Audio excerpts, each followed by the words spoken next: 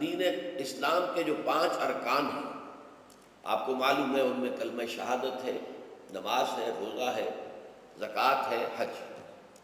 تو ان میں سے ایک رکن جو ہے صیام، روزہ، اس کے بارے میں اس کے جملہ احکام، ابتدائی احکام کیا تھے، تکمیلی احکام کیا تھے، پھر اس کی حکمت درجہ بدرجہ۔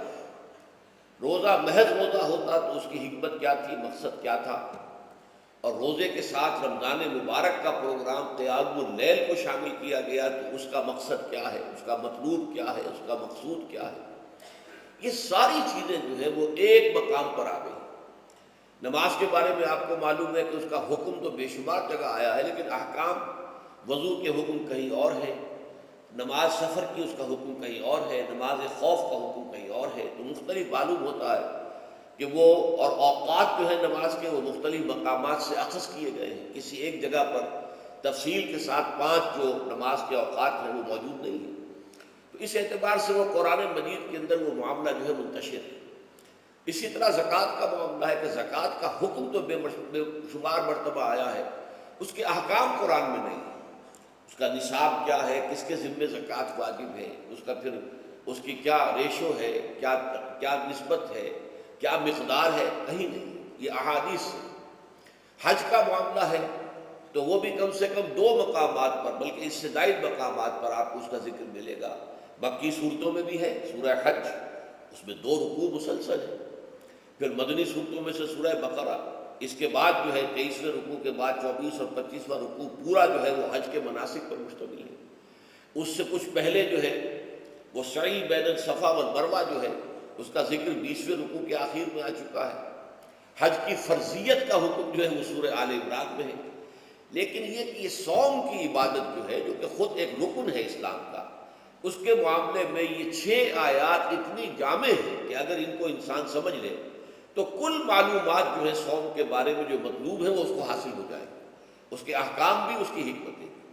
تو اسی حوالے سے آج ان پر گفتگو ہوگی، لیکن درس کے انداز میں نہیں، بلکہ میری اپنی گفتگو کے دوران ان آیات کا حوالہ آئے گا تو میں چاہوں گا کہ آپ اس وقت بھی اپنی نگاہیں جو ہیں اس کے ٹیکسٹ کے اوپر مرکوز کریں، تاکہ آپ کے ذہن میں جو ہے یہ مضامین آیات کے الفاظ کے ساتھ ایسوسیشن قائم کر کے محفوظ ہو جائیں۔ اچھا، اس کے علاوہ پھر میں نے وہ خطبہ پڑھا ہے، بلکہ اس کا ابتدائی کلمات صرف پڑھے ہیں، جس کے بارے میں حضرت سلمان فارسی رضی اللہ تعالیٰ عنہ نے بیان کیا کہ حضور نے ہمیں یہ خطبہ ارشاد فرمایا شعبان کے آخری دن۔ تو یہ گویا کہ اس مناسبت سے آج ہمارا اس خطبے کو پڑھنا جو ہے بہت ہی موزوں ہے، اس لیے کہ یہ خطبہ جو ہے آج، جیسا کہ میں نے عرض کیا، ہو سکتا ہے بلکہ غالب امکان اسی کا ہے کہ آج شعبان کا آخری دن ہے، تو گویا کہ ہم حضور کے نقش قدم کی پیروی کرتے ہوئے، آپ کی سنت پر عمل کرتے ہوئے ہم اس وقت اس خطبے کو پڑھیں گے۔ یہ خطبہ جو ہے اس کا مکمل ترجمہ جو تازہ ایشو ہے ندائے خلافت کا، اس میں سر وقت پر درج کر دیا گیا نمایاں طور پر۔ پھر ہم نے ایک 4 ورقے کی حیثیت سے کتابچے کی شکل میں بھی اس کو شائع کیا ہے۔ بدقسمتی سے اس کا اہتمام نہیں ہو سکا کہ وہ یہاں سب کے لیے پیش کیا جاتا، لیکن یہ کہ کچھ نہ کچھ نسخے اس کے یہاں آئے ہیں، اس میں بھی یہ پورا خطبہ درج ہے۔ پھر ایک ناشر نے، جن کا تعلق اس تنظیم اسلامی کے ساتھ ہے، اس کو خوبصورت انداز میں شائع کیا ہے 4 ورقے کو، لیکن اس کی انہوں نے قیمت رکھی ہے کہ اس کے 10 نسخے 10 روپے میں آپ کو مل جائیں گے، تاکہ آپ زیادہ سے زیادہ لیں اور تاکہ لوگوں میں تقسیم کریں، تاکہ وہ ذہنی تیاری جو ہے، ذہنی اور قلبی اور روحانی، رمضان مبارک کی برکات سے صحیح طور پر مستفید ہونے کے لیے اس میں آپ کے دوست، اعزاء و قریب رشتہ دار بھی شریک ہو سکیں۔ میں سب سے پہلے اب آغاز کر رہا ہوں اسی خطبے کے ان الفاظ سے کہ جو یہاں پر درج ہیں، آپ بھی اس کی متن پر نگاہ رکھیے۔ ان سلمان الفارسی رضی اللہ عنہ، حضرت سلمان فارسی رضی اللہ تعالی عنہ سے یہ روایت ہے۔ حضرت سلمان آپ کو معلوم ہے کہ ایران میں پیدا ہوئے، اور ان کے والد جو ہیں وہ آتش کدے کے بڑے ذمہ دار آدمی تھے، لیکن ان کو نفرت پیدا ہوئی کہ یہ آگ ہم خود جلاتے ہیں، ایندھن اس میں نہ ڈالیں تو بجھ جاتی ہے، ہم کیسے اس کے سامنے ہاتھ جوڑ کر کھڑے ہو جائیں، اس سے دعائیں مانگیں۔ بہرحال اس بنا پر جو بھی تفتیش ہوئی تو جیسے حضرت ابراہیم علیہ السلام کو ان کے والد نے گھر سے نکال دیا تھا، انہیں بھی گھر سے نکلنا پڑا۔ جیسے حضرت ابراہیم نے پھر ہجرت کی تھی اور وہ عراق سے جو ہے شام کی طرف منتقل ہوئے تھے، تو تو یہ ایران سے شام کی طرف منتقل ہوئے، وہاں جا کر انہوں نے عیسائیت کا مذہب اختیار کیا، راہبوں کے پاس رہے، آخری راہب جس کے پاس تھے زیر تربیت و تعلیم تھے، تو جب اس کے انتقال کا وقت آیا تو انہوں نے کہا کہ مجھے تو ابھی تشفی نہیں ہوئی پورے طور سے، آپ نے بہت کچھ سکھایا ہے، بہت کچھ سمجھایا ہے، اور میں نے آپ سے بہت کچھ فیض حاصل کیا ہے، لیکن ابھی تو مجھے تشفی نہیں ہوئی، اب آپ کا انتقال ہو رہا ہے، میں آپ کے بعد کس کے پاس جاؤں؟ تب انہوں نے کہا کہ میرا علم مجھے بتاتا ہے کہ نبی آخر الزمان کا ظہور اب قریب ہے، اور وہ جنوب میں کھجوروں کی سرزمین میں ہوگا، تو تم جاؤ، ٹرائی یور لک، جاؤ دیکھو شاید قسمت تمہیں ان کے قدموں میں پہنچا دے۔ تو وہ وہاں سے روانہ ہوئے ایک قافلے کے ساتھ، قافلے پر ڈاکوؤں نے حملہ کیا، انہیں پکڑ کر غلام بنا لیا، غلام بنا کر بیچ دیا، لیکن یہ دیکھیے قسمت ان کی کہ مدینے کے یہودی نے خرید لیا، اب مدینے پہنچ گئے، اب وہاں خبریں انہیں مل رہی ہیں کہ مکے میں کسی صاحب نے دعویٰ کیا ہے نبوت کا، لیکن ان کے پاؤں میں تو غلامی کی بیڑیاں، یہ مکے تو نہیں جا سکتے۔ تو میں کہا کرتا ہوں کہ یہ اس شخص کی قسمت ہے کہ جیسے ہم کہتے ہیں کہ پیاسا کنویں کے پاس جایا کرتا ہے، کنواں تو پیاسے کے پاس نہیں آتا، لیکن یہاں کیا ہوا، کنواں چل کر پیاسے کے پاس پہنچا ہے۔ محمد الرسول اللہ صلی اللہ علیہ وسلم ہجرت فرما کر مدینہ تشریف لے آئے۔ تب انہوں نے اپنے آقا سے ایک روز کچھ تھوڑی سی کھجوریں مانگی لیں اور اجازت طلب کی اور جا کر حضور کی خدمت میں پیش کی، کیونکہ اس نے یہ بتایا تھا راہب نے کہ وہ ہدیہ تو قبول کر لیں گے، صدقات قبول نہیں کریں گے، صدقہ قبول نہیں کریں گے۔ تو اسی امتحان کے لیے جا کر حضور کی خدمت میں وہ کھجوریں پیش کی۔ حضور نے پوچھا کیا ہے؟ عرض کیا صدقہ، فرمایا نہیں میں صدقہ قبول نہیں کرتا، یہ غربا کا حق ہے، دے دو، تقسیم کر دو۔ پھر کچھ عرصے کے بعد پھر کچھ کھجوریں لی ہوگی اپنے حق اس آقا سے، پھر پہنچے، پھر جب حضور نے پوچھا کیا ہے، عرض کیا کہ یہ ہدیہ، آپ نے فرمایا ہاں ٹھیک ہے، ہدیہ میں قبول کرتا ہوں، تو فوراً قدموں میں گر گئے، ایمان لے آئے۔ اور ان کا معاملہ جو ہے یہ بھی جان لیجئے کہ یہ فقراء صحابہ میں سے تھے جو کوئی کام نہیں کرتے تھے، ہمہ وقت حضور کے ساتھ رہنا، اور اس اعتبار سے حضور نے ان کے بارے میں یہ بھی کہا ہے کہ سلمان و منا من اہل البیت، سلمان جو ہے وہ ہمارے اہل بیت میں شامل ہے رضی اللہ تعالی عنہ۔ ان کی روایت ہے قال خطبنا رسول اللہ صلی اللہ علیہ وسلم، تو وہ فرماتے ہیں کہ ہمیں خطبہ ارشاد فرمایا نبی اکرم صلی اللہ علیہ وسلم نے شعبان کے آخری دن، فقال، اور فرمایا یا ایھا الناس، اے لوگو، قد اضلکم شہر عظیم، تم پر ایک عظمتوں والا مہینہ سایہ فگن ہو گیا ہے، ظل کہتے ہیں سائے کو، اضلکم تم پر سایہ فگن ہو گیا ہے، ایک بہت عظمتوں والا مہینہ۔ اب دیکھیں یہ وہی ہے بات جو انگریزی کے محاورے میں ہے کہ coming events cast their shadows before, آنے والے واقعات کا ایک سایہ سا پہلے سے پڑ جاتا ہے۔ تو ابھی مہینہ شروع نہیں ہوا رمضان مبارک کا، لیکن وہ آیا چاہتا ہے، تو گویا کہ اس کا ایک سایہ پہلے آ گیا ہے، جس کو حضور فرما رہے ہیں کہ تم پر سایہ کر لیا ہے ایک ایسے مہینے میں کہ جو بہت عظمتوں والا ہے۔ شہر مبارک، وہ مہینہ بہت برکتوں والا ہے۔ شہر فیہ لیلۃ خیر من الف شہر، یہ وہ مہینہ ہے کہ جس میں ایک رات وہ بھی ہے کہ جو 1000 مہینوں سے افضل ہے۔ اور یہ ظاہر بات ہے قرآن مجید کی صورت ہے مکمل، انا انزلناہ فی لیلۃ القدر وما ادراک ما لیلۃ القدر لیلۃ القدر خیر من الف شہر، اس کی طرف اشارہ ہے۔ اب اس کے بعد جو جملہ ہے جعل اللہ صیامہ فریضۃ، اللہ نے اس مہینے کا روزہ رکھنا فرض قرار دے دیا ہے۔ وقیام لیلہ، ایک تو قیام اللیل کے لفظ پر غور کیجیے، اور اس کی راتوں کے دوران کھڑے رہنے کو تطوعاً، آزاد مرضی پر چھوڑ دیا ہے۔ تو گویا کہ اس رمضان مبارک کے 2 پروگرام ہیں، ایک پروگرام دن سے متعلق ہے وہ ہے روزہ، اور ایک قیام رات سے متعلق ہے اور وہ ہے قیام اللیل۔ دن کا پروگرام فرض ہے، رات کا پروگرام فرض نہیں ہے، لیکن ایک طرح کی تشویق اور ترغیب، اس کے لیے جو ہے تحریص، یہ موجود ہے۔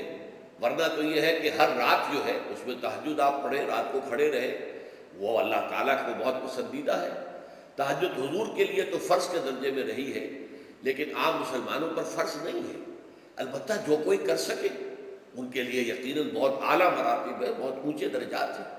تو وہ تو کسی بھی شب میں پورے سال آپ کریں، لیکن اس کے لیے خاص طور پر چونکہ اہتمام کیا گیا، لہذا جعلہ کا جو فعل ہے اس کے مفعول میں جہاں یہ شامل ہے، نمبر ایک جعل اللہ صیامہ فریضۃ، روزہ رکھنا فرض قرار دے دیا، اور اس کی راتوں کو کھڑے رہنا یہ تمہاری مرضی پر چھوڑ دیا، اسے فرض نہیں کیا ہے۔ بس اس توحید کے بعد اب میں شروع کروں گا استقبال رمضان کے ضمن میں روزے کی حکمتیں کیا ہیں، اس کے احکام کیا ہیں۔ نمبر ایک، شریعت محمدی میں روزے کی تدریجی فرضیت، یہ جو تمہیدی مضمون ہے اس ضمن میں وہ بہت اہم ہے۔ پہلی بات یہ جان لیجئے کہ اہل عرب جو ہے، قریش بھی، اہل مکہ اور قریش کے تابع بقیہ تمام بنی اسماعیل بھی، اور ان کے تابع جو بھی عرب میں دوسرے قبیلوں کے لوگ تھے کہ جو عربی تھے اور مشرک تھے، وہ سب اس کے اندر مراد ہیں۔ تو فرمایا گیا کہ ان لوگوں میں روزے کی عبادت معروف نہیں تھی۔ یا تو یہ ہے کہ حضرت ابراہیم علیہ السلام کے زمانے میں روزے کی عبادت تھی ہی نہیں، کیونکہ یہ لوگ اپنے قول کے مطابق ملت ابراہیم پر تھے، لیکن یہ ہے کہ بہرحال روزے کی عبادت سے ناآشنا تھے۔ کیا وجہ ہے یہ ہم نہیں جانتے۔ آپ کو معلوم ہے نماز سے وہ واقف تھے، اگرچہ اس کا حلیہ انہوں نے بگاڑ دیا تھا، تالیاں بجاتے تھے، سیٹیاں بجاتے تھے یہ، لیکن نماز کہتے تھے اسے نماز۔ طواف سے وہ واقف تھے، اگرچہ اس کے ضمن میں اتنی گھناؤنی حرکت بھی کی تھی کہ مرد اور عورتیں وہ بالکل برہنہ ہو کر طواف کرتے تھے، تو اسے بہت فضیلت والی بات سمجھتے تھے، بہت خدا رسیدگی کی بات سمجھتے تھے کہ کامل برہنہ ہو کر طواف کیا جائے، لیکن بہرحال طواف تھا۔ اسی طرح قیام عرفہ، قیام منی یہ بھی موجود تھے۔ تو حج کے بھی بہت سے ارکان جو ہیں ان کے ہاں معروف تھے، اور ویسے خیرات و صدقات، چاہے زکوٰۃ ایک خاص نظام کے تحت نہیں تھی، لیکن زکوٰۃ و صدقات، بھوکوں کو کھانا کھلانا، یہ ان کے ہاں اعلیٰ اقدار میں یہ چیزیں شامل تھیں، اخلاقیات کے اونچے مقامات میں۔ کہ صوم کا ان کے ہاں قطعاً کوئی ذکر نہیں تھا، روزے کی عبادت جو ہے ان کے ہاں بالکل نہیں تھی۔ البتہ صوم کا لفظ موجود تھا، یہ لفظ وہ استعمال کرتے تھے اپنے گھوڑوں کے لیے، روزہ رکھواتے تھے گھوڑوں کو۔ اس کا پس منظر یہ ہے کہ ان کے ہاں آپ کو معلوم ہے کہ لڑائی، دنگا فساد، جنگ، اور یہ کہ غارت گری کرنا، لوٹ مار کرنا، یہ تمام ان عرب قبائل کا پیشہ تھا، اصل پیشہ یہی تھا۔ اس میں ان کے پاس دو جانور تھے، ایک تو اونٹ۔ اونٹ جو ہے وہ ان کی جو باب و ہوا ہے، ان کے جو حالات ہیں اس کے ساتھ پوری مطابقت رکھتا ہے، یعنی اسے کئی دن کھانے کو نہ ملے اسے پرواہ نہیں، ہفتہ بھر پانی نہ ملے اسے کوئی پرواہ نہیں۔ اس اعتبار سے دھوپ کی کتنی ہی جو ہے تپش ہو، اونٹ کو کچھ نہیں کہتی، لیکن یہ کہ وہ سست رفتار جانور ہے۔ لڑائی کے لیے، جنگ کے لیے، خاص طور پر غارت گری جہاں کرنی ہو، جہاں جا کر گویا کہ ڈاکہ مارنا، پھر دوڑنا ہے، بھاگنا ہے، واپس جانا ہے، تو انہیں گھوڑے کی ضرورت ہوتی تھی جو سریع الرفتار ہے، لیکن گھوڑے میں یہ اوصاف نہیں تھے۔ وہ بھوک کو برداشت نہیں کر سکتا، مزمحل ہو جائے گا، وہ پیاس کو برداشت نہیں کر سکتا، مزمحل ہو جائے گا، وہ دھوپ کو برداشت نہیں کر سکتا، مزمحل ہو جائے گا، اور اگر یہ گھوڑا مزمحل ہو جائے تو سوار کا کیا حشر ہوگا، وہ آپ اسے اندازہ کر لیجئے کہ اصل میں جو پھر ہلاکت سوار کی ہوگی۔ اس لیے وہ اسے تیار کرتے تھے جنگ کی صعوبتوں کو برداشت کرنے کے لیے۔ اس کا دانہ پانی بند کر دیا، اور اس کا منہ جو ہے وہ عرب بدو جو ہوتا تھا خود تو اپنا چہرہ اور سر لپیٹ لیتا تھا کپڑے کے اندر، جب وہ چلتی تھی ان کے ہاں باد سموم، تیز آگ جیسی ہوا جو ہے جس کے اندر ریت کے ذرات بھی ایسے ہوتے تھے گویا کہ کسی بھاڑ کی جو ہے اس کے اندر کی ریت جو ہے وہ چلی آ رہی ہے، تو گھوڑے کا رخ ادھر کر کے کھڑے کر دیتے تھے اس کو، خود اپنے منہ پر ڈاٹا واٹا باندھا ہوا اپنی حفاظت کے لیے، تاکہ اس کے اندر دھوپ کی سختی برداشت کرنے کی عادت پیدا ہو جائے، پیاس کی برداشت کرنے کی عادت پیدا ہو جائے، بھوک کو برداشت کرنے کی۔ اس کو کہتے تھے صوم۔ صوم کے لفظی معنی رک جانا۔ اب یہ کھانے پینے سے رکا ہوا ہے، اور یہ دھوپ کی سختیاں برداشت کرنے کے لیے دھوپ کے اندر، اور وہ جو آتی تھی وہاں پہ باد سموم، اس کے اندر بھی اس کا سامنا کرنے کے لیے تیار ہے۔ تو یہ پس منظر ہے روزے کا لغوی اعتبار سے، اور یہ کہ اہل عرب جو ہے پرانے وہ اس عبادت سے ناواقف تھے، لہٰذا ہمیں پورے مکی قرآن میں اس کا کہیں ذکر نہیں ملتا۔ البتہ مدینے میں جب حضور تشریف لائے اور صحابہ کرام ہجرت کے بعد، تو یہاں آپ نے دیکھا کہ یہودی جو ہے وہ روزہ رکھتے ہیں یوم عاشورہ کا، 10 محرم کا۔ تو حضور نے دریافت کیا کہ یہ تم 10 محرم کو روزہ کیوں رکھتے ہو؟ تو انہوں نے کہا کہ یہ دن ہماری نجات کا دن ہے۔ 10 محرم کو اللہ تعالیٰ نے فرعون کو غرق کیا تھا اور ہمیں نجات دی تھی اس کے ظلم و ستم سے، تو شکرانے کے طور پر ہم روزہ رکھتے ہیں۔ تو حضور نے فرمایا کہ موسیٰ کے تو پھر ہم تم سے زیادہ حقدار ہیں، ہم موسیٰ کو مانتے ہیں علیہ الصلوۃ والسلام، ان کی عزت کرتے ہیں، قدر کرتے ہیں، تو ہم بھی روزہ رکھیں گے۔ تو آپ نے صحابہ کو حکم دیا کہ عاشورہ کا روزہ رکھا۔ پھر کچھ عرصے کے بعد اللہ تعالیٰ کی طرف سے حکم آ گیا، اور یہ حکم جو ہے اس رکوع کی پہلی آیت کے اندر ہے، یا ایھا الذین آمنوا کتب علیکم الصیام کما کتب علی الذین من قبلکم لعلکم تتقون۔ لیکن جیسا کہ میں بعد میں بتاؤں گا، یہ حکم صوم رمضان کا نہیں ہے، بلکہ یہ کہ اللہ کے حکم سے پہلے 3 دن کے روزے فرض کیے گئے۔ ہر مہینے کی 13ویں، 14ویں اور 15ویں تاریخ کو روزہ رکھنا۔ اس میں بڑی حکمت تھی، چونکہ یہ عرب عادی نہیں تھے روزے کے، تو انہیں تدریجاً کھو کر کرنا تھا۔ ظاہر بات ہے کہ 30 دن جو ہے وہ تو ایک بڑی مدت ہے، اور ظاہر بات ہے کہ مئی کا مہینہ بھی آ جائے گا، اس میں جون بھی آئے گا، جولائی بھی آئے گا، قیامت خیز مہینے آ جائیں گے، تو بڑی ہمت جواب دے جائے گی۔ تو پہلے روزہ ہر مہینے 3 روزے رکھنے کی ان کو مشق کرائی جائے تاکہ یہ عادی ہو۔ یہ 3 روزے اگر مئی میں بھی آ گئے، جون میں بھی آ گئے، تب بھی ٹھیک ہے، اس کو انسان 3 دن کی تو مشقت برداشت کر سکتا ہے۔ تو پہلے یہ کیا گیا، لیکن اس کے ضمن میں یہ حکم دے دیا گیا، اس کو کہتے ہیں وجوب علی التخییر، یہ اختیار دے دیا گیا کہ یہ 3 روزے تم پر واجب کیے جا رہے ہیں، لیکن یہ کہ اگر تم یہ روزے نہ رکھو تو تم فدیہ دے سکتے ہو، 1 مسکین کو کھانا کھلانا صبح و شام۔ یہ ہے وجوب علی التخییر۔ دوسری رعایت یہ دی گئی کہ اگر کوئی شخص ان 3 تاریخوں میں بیمار ہو یا سفر پر ہو تو وہ تعداد دوسرے دنوں میں پوری کر لے۔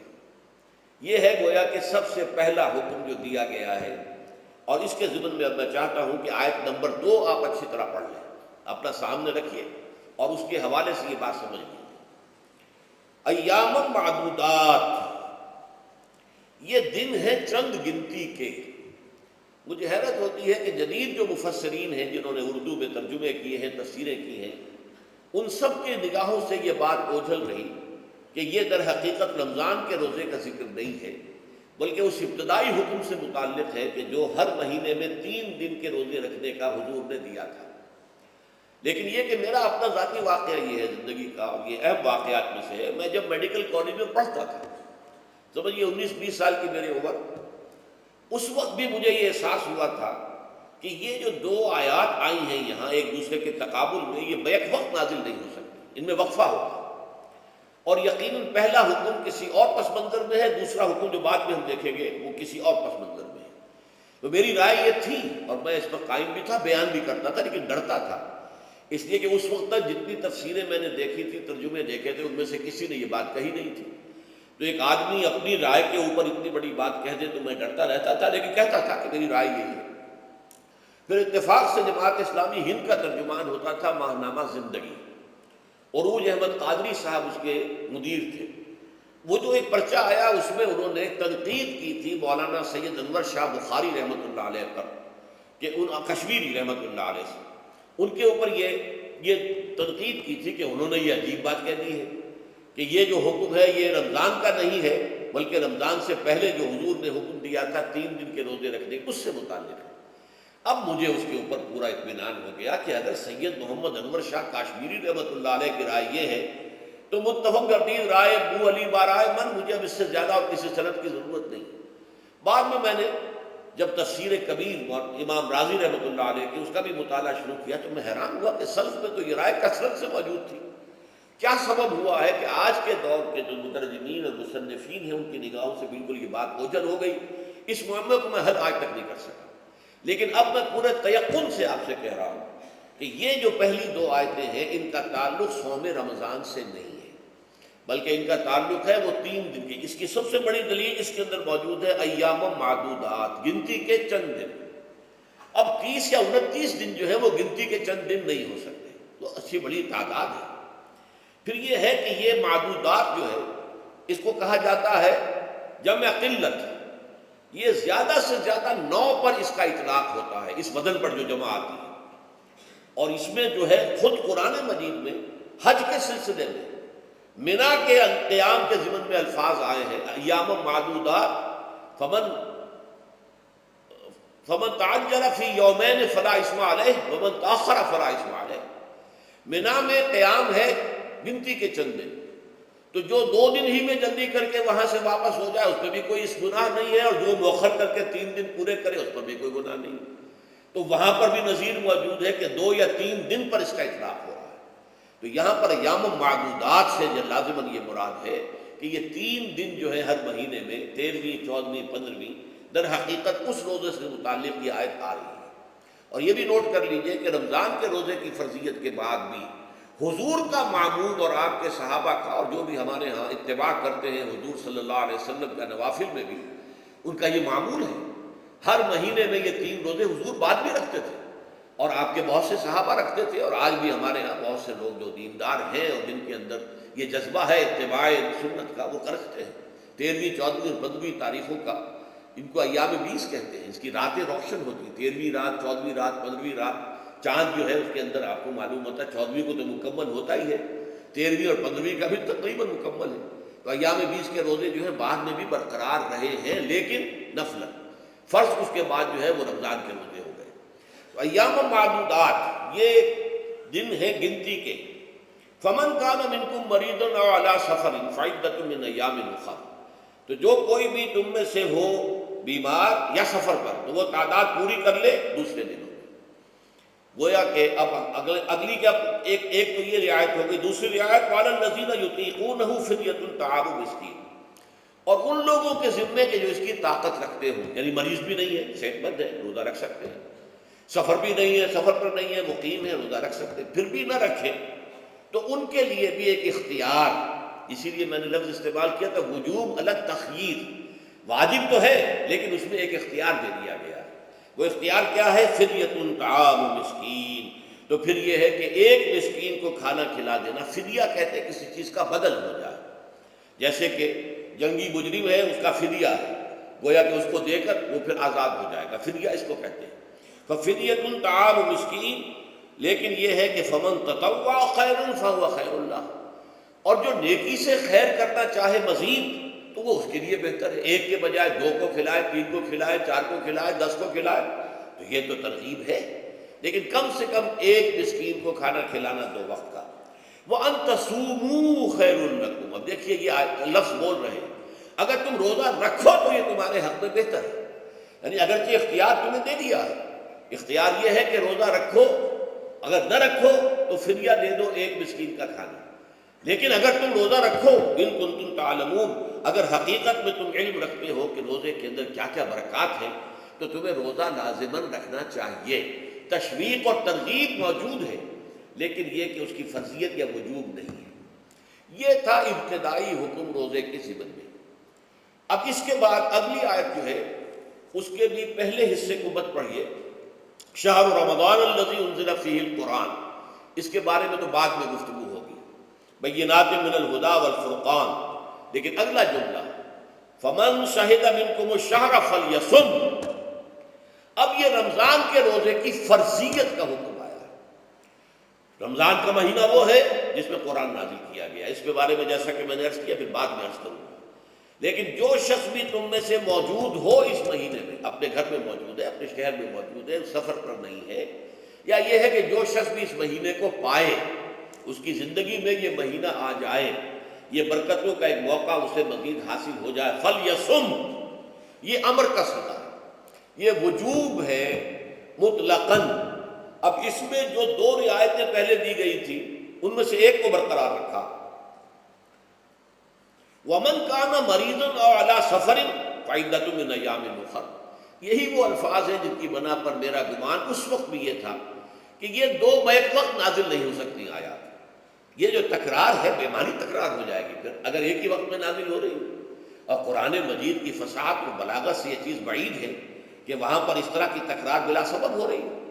قرآن میں اور بہت سی آیات ہیں جن میں کہ آپ کو معلوم ہے کہ پورا رکوع ہے سورہ مزمل کا، جس میں قیام اللیل کا حکم ہے، پھر اسی کے آخر میں وہ آیت شامل کر دی گئی ہے جو کم سے کم 1 سال بعد نازل ہوئی ہے، جس میں کہ رات کے قیام کا وجوب ختم کر دیا گیا، اور صرف یہ کہ جتنا بھی تم سے ممکن ہو سکا کرو، ضروری نہیں ہے کہ تہائی شب ہو، آدھی ہو، 2/3 ہو، جتنا بھی ممکن ہو قرآن پڑھا کرو رات کو، گویا کہ وہ فرضیت جو تھی قیام اللیل کی وہ ختم ہو گئی۔ اس حوالے سے وہ جو ناسخ ہے، منسوخ کرنے والی آیت بھی اس کے ساتھ ہی رکھ دی گئی ہے، تاکہ وہ جو اصل حکم تھا وہ بھی برقرار سامنے رہے، اور جس نے آ کر اسے منسوخ کیا وہ بھی برقرار رہے اور سامنے رہے۔ اسی طرح یہاں پر بھی یہ حکم آیا، کتنے عرصے کے بعد آیا یہ مجھے معلوم نہیں، لیکن یہ کچھ عرصے کے بعد آیا ہے کہ رمضان کا مہینہ وہ ہے کہ جس میں قرآن نازل کیا گیا۔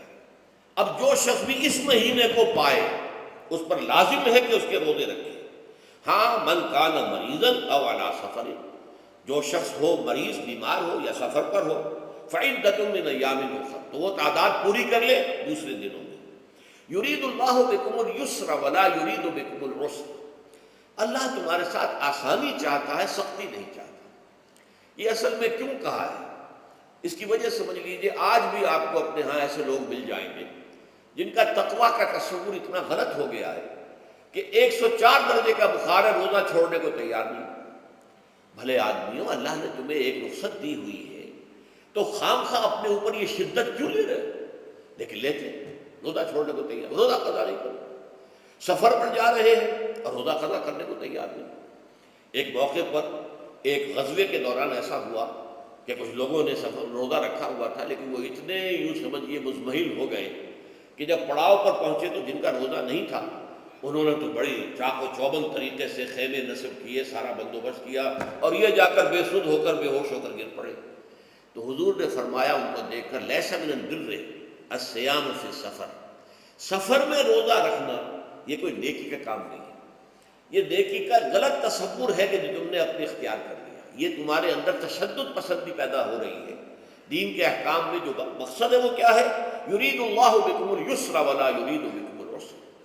اسی پر عمل کرتے ہوئے حضور نے فرمایا کہ جو بھی علماء دین ہیں یا جو رہنمایان دین ہیں ان کا کام کیا ہے؟ آپ نے فرمایا یسروا ولا تعسروا، دیکھو آسانیاں پیدا کرو، سختیاں پیدا نہ کرو۔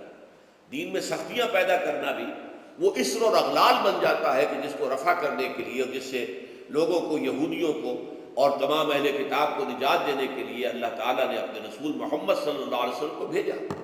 وَيَضَعُ عَنْهُمْ إِصْرَهُمْ وَالْأَغْلَالَ الَّتِي كَانَتْ عَلَيْهِمْ، کہ جہاں وہ نیکی کا حکم دیتے ہیں، بدی سے روکتے ہیں، پاکیزہ چیزوں کو حلال ٹھہراتے ہیں اور خبیث چیزوں کو، ناپاک چیزوں کو حرام قرار دیتے ہیں، وہیں وہ لوگوں کے اوپر سے وہ بوجھ بھی ختم کرتے ہیں کہ جو انہوں نے خام خواہ اپنے اوپر لاد لیے۔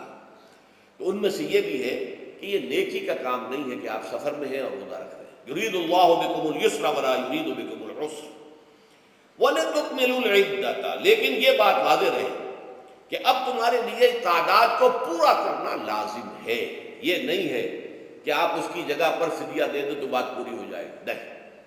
روزے کی تعداد، آپ کے رمضان میں 2 روزے 3 روزے چھوٹ گئے بیماری کی وجہ سے، ٹھیک ہے، لیکن دوسرے دنوں میں اس کی قضا دینی لازم ہے۔ وہ روزے رکھنے جو ہے آپ پر لازم ہے، ان کا کوئی بدل جو ہے وہ فدیہ نہیں ہو سکتا۔ البتہ یہ نوٹ کر لیجئے، یہ حکمت نبوی ہے کہ یہاں اگرچہ وہ فدیے کا حکم جو ہے گویا کہ بظاہر قرآن مجید کے الفاظ سے محسوس ہوتا ہے کہ مطلقاً منسوخ ہو گیا، لیکن حضور نے اس کو خاص حالتوں میں باقی رکھا ہے۔ کوئی شخص اتنا بوڑھا ہو چکا ہے یا خاتون اتنی بوڑھی ہو چکی ہے کہ دن بھر کا فاقہ جو ہے اس میں اندیشہ ہے کہ کہیں ہلاک نہ ہو جائے، کوئی مریض ہے، مرد ہے یا عورت ہے، وہ ڈائبٹیز کی مریضہ ہے، اس کو وہ شوگر کا مرض ہے اور وہ اس کو برداشت نہیں کر سکتی، شوگر لیول بہت نیچے ہو جائے تو موت واقع ہو سکتی ہے۔ کوئی ایسا مریض ہے جس کو مرض سے شفا پانے کی اب کوئی امید ہے ہی نہیں کہ میں مرض سے شفا پا جاؤں گا یا پا جاؤں گی تو اس کے بعد میں روزہ مکمل کر دوں گی، نہیں۔ ایسے لوگوں کے لیے حضور نے اس رعایت کو برقرار رکھا ہے کہ ایسے لوگ اگر ایک مسکین کو کھانا کھلا دیں تو یہ فدیہ بن جائے گا۔ لیکن جو بھی شخص صحت مند ہو اور صحت کی توقع رکھتا ہو اور جو شخص بھی طاقت رکھتا ہو روزے کا قضا کر دینے کا، اس کے لیے لازم ہے کہ روزوں کی قضا کرے۔ وَلِتُكْمِلُوا الْعِدَّةَ وَلِتُكَبِّرُوا اللَّهَ عَلَىٰ مَا هَدَاكُمْ، اور تاکہ تم اللہ کی کبریائی کا اعلان کرو اس چیز پر کہ جو اس نے تمہیں ہدایت عطا فرمائی ہے۔ اب اس کا ایک تو ظاہر ہے کہ جب روزے ختم ہوتے ہیں عید الفطر میں تکبیر، اضافی تکبیرات کے ساتھ 2 رکعتیں ہیں جو ہم ادا کرتے ہیں۔ احناف کے نزدیک 6 اضافی تکبیرات ہیں اور اہل حدیث کے نزدیک 12، لیکن تکبیرات ہیں اضافی۔ اور یہ کہ جاتے ہوئے اور آتے ہوئے عید کے لیے آپ جا رہے ہیں تو تکبیرات پڑھتے ہوئے جائیے، واپس آ رہے ہیں تکبیر پڑھتے ہوئے آئیے، اور یہ بھی کہ جاتے ہوئے راستہ کوئی اور، آتے ہوئے راستہ کوئی اور اختیار کیجیے، تاکہ پورا شہر، پوری بستی جو ہے تکبیر کی آواز سے گونج جائے۔ یہ ظاہر ہے، باطن اس کا کیا ہوگا؟ اللہ کی کبریائی کا اعلان کرو، اللہ کی کبریائی کو نافذ کرنے کی کوشش کرو۔ جب اللہ نے تمہیں ہدایت دے دی ہے، تمہیں اپنے دین حق سے نواز دیا ہے، تمہارا فرض ہے کہ اس کو قائم کرو، اس کے لیے جد و جہد کرو، اس کے لیے تن من دھن لگاؤ، اس کے لیے جان اور مال سے جہاد کرو۔ وَلِتُكَبِّرُوا اللَّهَ عَلَى مَا هَدَاكُمْ وَلَعَلَّكُمْ تَشْكُرُونَ، اور تاکہ تم واقعتاً شکر کرو۔ اس پر بھی گفتگو بعد میں ہوگی۔ یہ حکمت صوم کے حوالے سے ہے یہ لفظ۔ اس کے بعد جو ہے ایک آیت چھوڑ کر پھر اگلی 5ویں آیت پڑھی۔ یہ ہے تکمیلی احکام۔ ابتدائی احکام آ گئے، نمبر 2 میں صوم رمضان کا حکم آ گیا۔ نمبر 3 پر ہوا کیا تھا کہ جب روزوں کا حکم دیا گیا تو چونکہ مثال آپ نے رکھی تھی یہود کی کہ یہود جو ہے عاشورہ کا روزہ رکھتے ہیں تو ہم بھی کیوں نہ رکھیں، مسلمانوں تم بھی رکھو، اس سے گمان یہ کیا گیا کہ جو احکام یہود کی شریعت میں ہے روزے کے، شاید وہی ہماری شریعت میں بھی ہے۔ اور ان کی شریعت میں یہ تھا کہ رات کو سو گئے تو روزہ شروع ہو گیا، اور وہ روزہ اب نہ کوئی سحری ہے نہ رات میں کے دوران کوئی میاں اور بیوی جو ہے وہ ہم بستری کر سکتے ہیں، بلکہ یہ کہ وہ روزہ صبح سے لے کر پھر جب رات کے بعد صبح آئے گی، صبح سے پھر دوپہر اور شام اور غروب آفتاب پر جا کر روزہ ختم ہوگا۔ گویا کہ کم و بیش 20 گھنٹے کا روزہ یا 21 گھنٹے کا روزہ، کیونکہ اگر غروب آفتاب کے 3 گھنٹے کے بعد آدمی سو گیا تو وہاں سے جو روزہ شروع ہوا ہے تو غروب آفتاب پر اگلے روز جو ہے وہ ختم ہوگا، تو ہو جائے گا 20-21 گھنٹے کا روزہ۔ یہ روزے کا حکم لوگوں نے سمجھا، اس کی صراحت کوئی نہیں تھی، لیکن لوگ جو ہے چونکہ صراحت منفی بھی نہیں تھی، مثبت بھی نہیں تھی، لہذا وہ رات کے وقت میں جب دن ہوتے تھے روزوں کے، ان کی راتوں میں وہ اپنی جو بھی ایک طبعی ضرورت ہے، جو ہم بستری ہے میاں اور بیوی کی، شوہر اور بیوی کی، وہ کب گزرتے تھے جذبات کے اندر، جو بھی اس وقت ان کی احتیاج ہوئی، دل میں کھٹک رہتی تھی کہ پتہ نہیں ہم نے یہ صحیح کام کیا نہیں کیا، غلط کیا۔ تو اس سے یہ کہ ظاہر بات ہے کہ پھر قرآن مجید اسے قرار دے رہا ہے اپنے آپ سے خیانت کرنا۔ جب انسان اپنے ضمیر کے خلاف کوئی بات کر رہا ہو تو چاہے وہ بات صحیح ہے لیکن وہ اسے گناہ سمجھ کے کر رہا ہے تو اس نے تو گناہ کیا، وہ اپنے آپ سے تو خیانت کر رہا ہے۔ ایک شخص ہے وہ بکری کا گوشت کھا رہا ہے لیکن سمجھتا یہ کہ یہ سور کا گوشت ہے، تو اس نے تو سور ہی کا کھایا نا، اس نے بکری کا تو نہیں کھایا، لیکن اس نے سمجھا یہ کہ یہ سور کا گوشت کھا رہا ہے۔ تو اس حوالے سے ایک دغدغہ سا دل میں رہتا تھا، پریشانی۔ تو اب جو یہ 5ویں آیت ہے، طویل ترین آیت ہے اس سلسلے کی، اس میں روزے کے تکمیلی احکام آ گئے جو ابدی ہیں، آج تک قائم ہیں اور قیامت تک قائم رہیں گے۔ فرمایا احل لکم لیلۃ الصیام الرفث الی نسائکم، اے مسلمانوں روزے کی راتوں میں تمہارے لیے حلال کر دیا گیا ہے اپنی بیویوں سے اپنی خواہش کا پورا کرنا۔ رفث الی نسائکم ہن لباس لکم وانتم لباس لہن، وہ تمہارے لیے بمنزلہ لباس ہے، جیسے لباس کے اور انسان کے بدن کے درمیان کوئی حجاب نہیں ہوتا، ایسے ہی شوہر اور بیوی کے درمیان بھی کوئی حجاب نہیں رہتا۔ ہن لباس لکم وانتم لباس لہن، اور ویسے بھی ایک معنی میں کہ جیسے لباس آپ کو گرمی کی شدت سے بچاتا ہے، ورنہ ہو سکتا ہے کہ تیز دھوپ جو ہے جو عرب میں ہوتی تھی وہ تو آپ کی کھالوں کو جلا دے، تو یہ حفاظت کا ایک ذریعہ بھی ہے۔ اسی طریقے سے شوہر کے لیے بیوی اپنی عفت و عصمت کو برقرار رکھنے کے لیے ایک ذریعہ ہے کہ کہیں حرام میں منہ نہ مارے، بیوی موجود ہے، حلال ذریعے سے اپنی خواہش پوری کرے۔ اور بیوی کے لیے شوہر اسی طریقے سے ایک ڈھال بن جاتا ہے کہ اسے خام خواہ ادھر ادھر دیکھنے کا کوئی خیال بھی کبھی نہ آئے، اس کی جو بھی نفسانی خواہش ہے اس کی شوہر پورا کر رہا ہے۔ تو اس اعتبار سے بھی ہن لباس لکم وانتم لباس لہن، علم اللہ انکم کنتم تختانون انفسکم، اللہ کے علم میں ہے کہ تم اپنے آپ سے خیانت کر رہے تھے۔ اس کی وضاحت میں پہلے کر چکا ہوں کہ دل میں یہ دغدغہ تھا کہ یہ حرام کام کر رہے ہیں، یہ گویا کہ اپنے آپ سے خیانت، اللہ سے بغاوت نہیں تھی۔ کیوں؟ کہ اللہ تعالیٰ کی طرف سے تو حکم تمہیں معلوم تھا ہی نہیں ابھی، آیا اس کی اجازت ہے یا نہیں ہے؟ لیکن اپنے آپ سے تو خیانت کر رہے ہو، تم یہ سمجھ رہے تھے کہ یہ نہیں ہونا چاہیے، یہ گویا کہ ممنوع ہے اور کر رہے تھے، تو اس کو کہا کہ تم اپنے آپ سے خیانت کر رہے تھے۔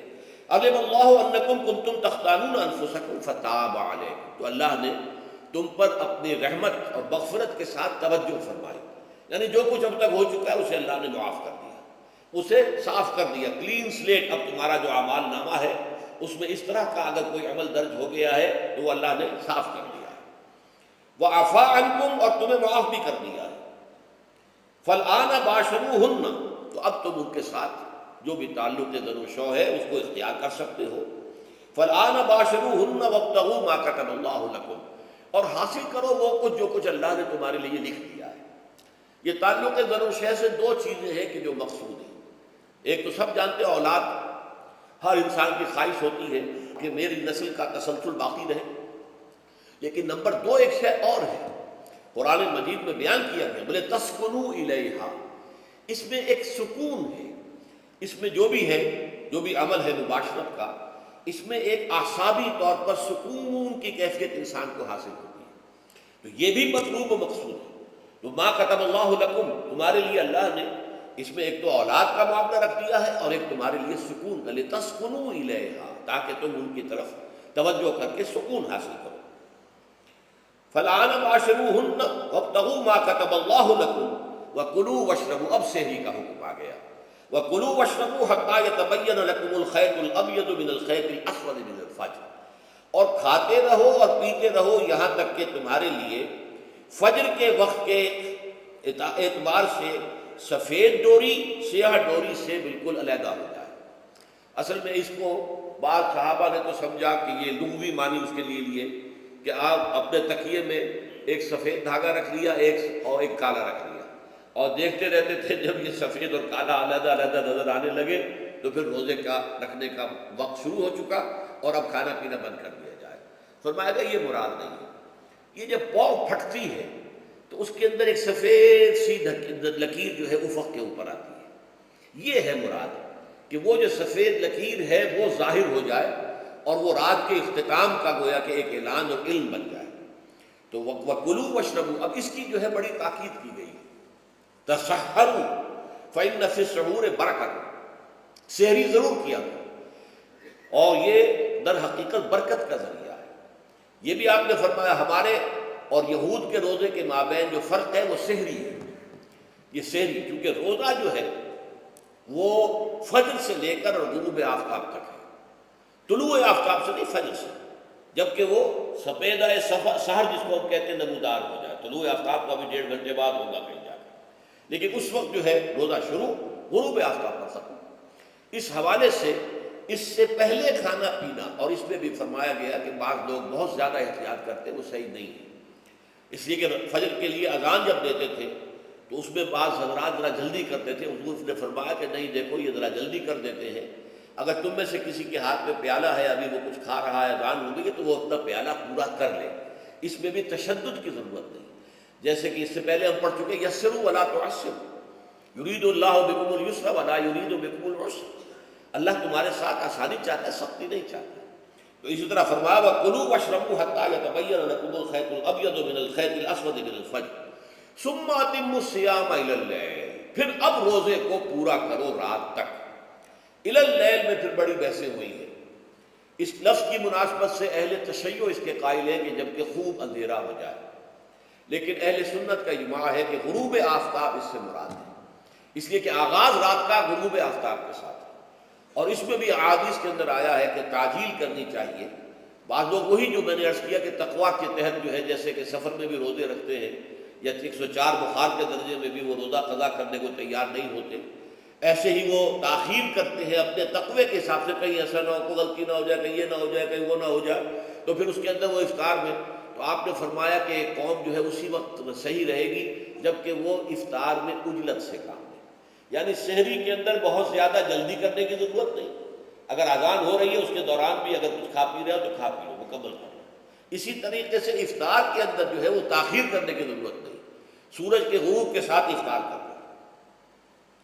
وَلَا تُبَاشِرُوهُنَّ وَأَنْتُمْ عَاكِفُونَ فِي الْمَسَاجِدِ، ہاں اپنی بیویوں سے تم مباشرت نہ کرو، تعلق زن و شوق قائم نہ کرو جب کہ تم مسجدوں کے اندر معتکف ہو۔ یہ اعتکاف کا ذکر ہو گیا۔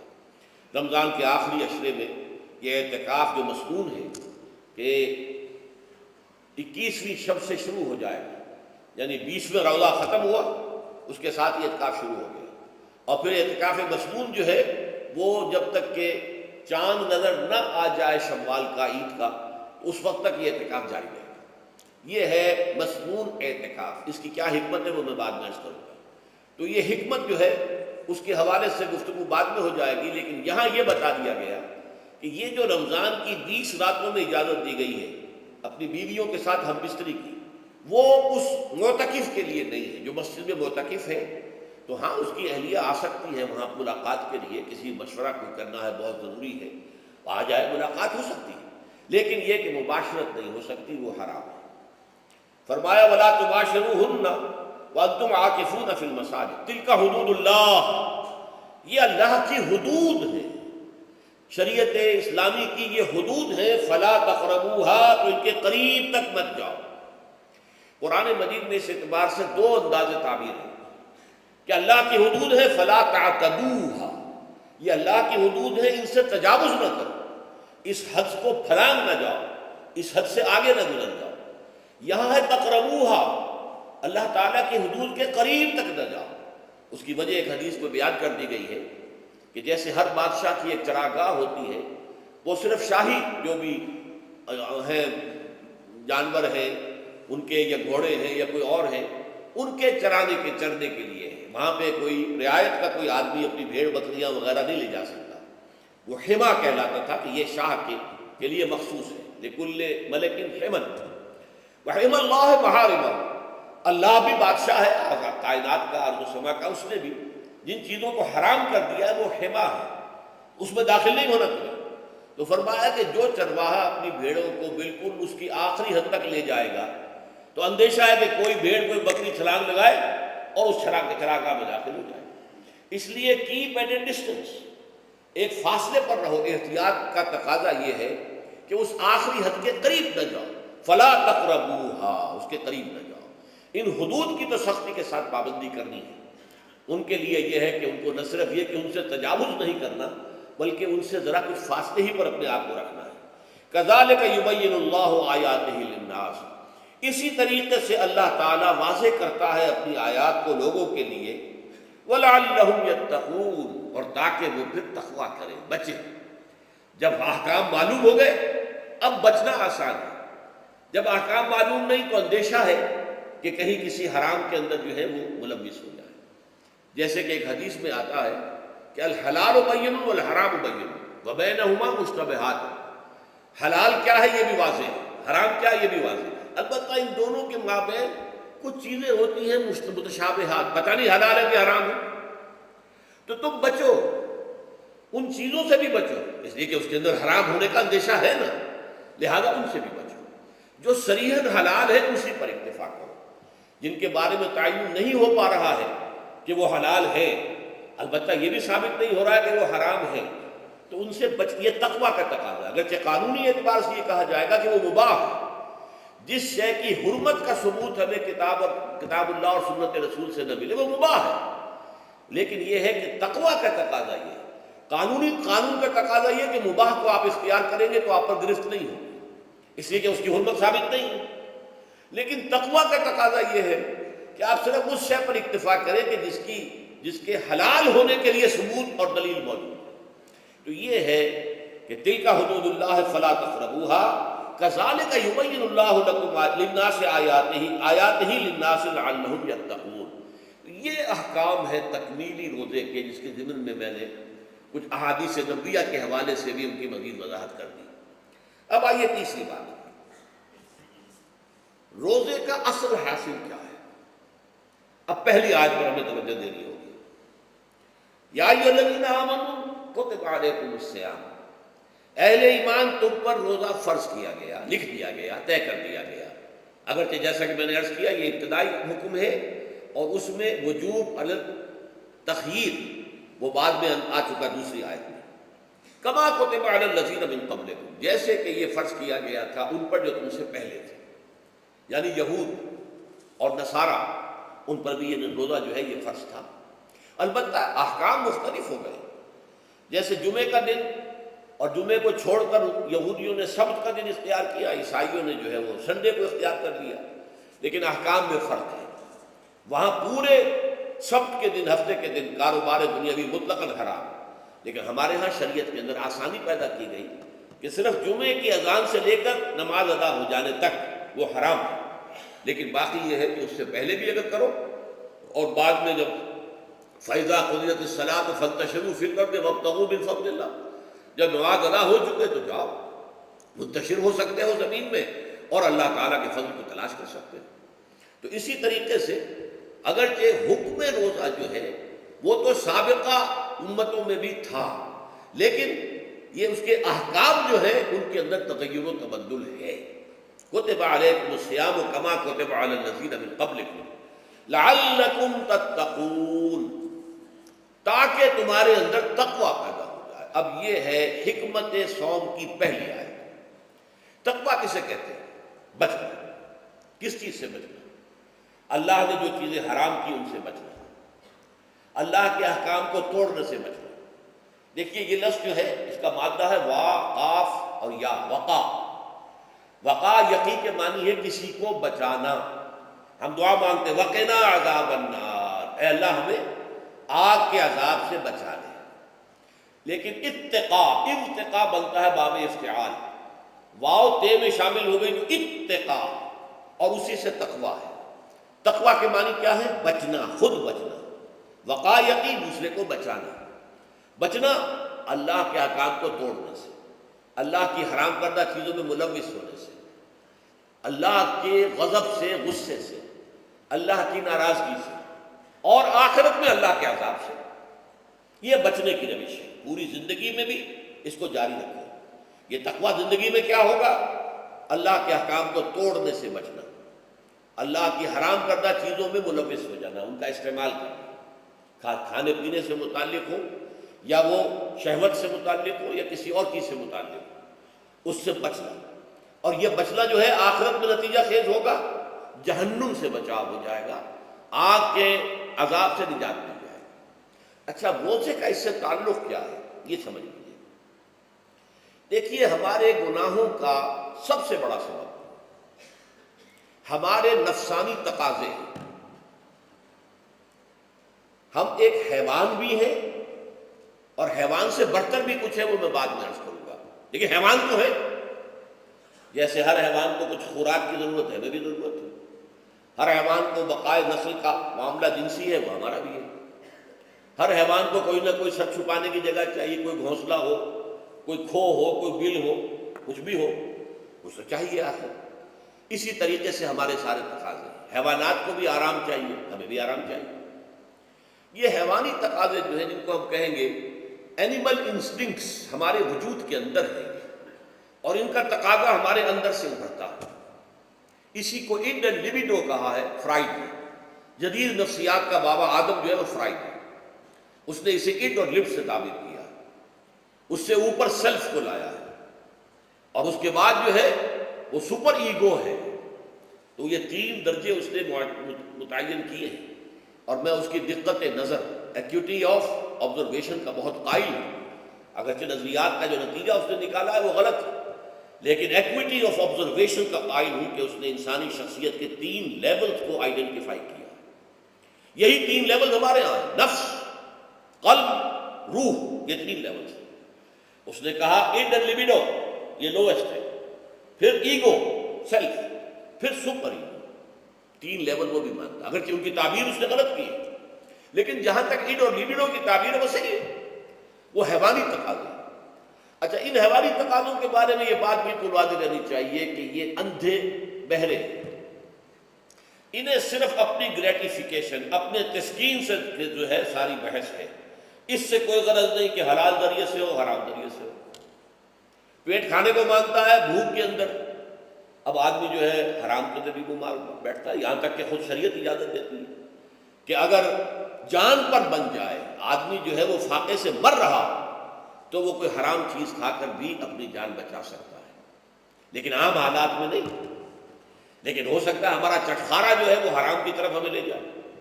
کسی کو واقعتاً اللہ نہ کرے کہ سور کے گوشت کا چسکا لگ جائے، وہ اس کے بغیر بچتا ہی نہیں، کھاتا ہے۔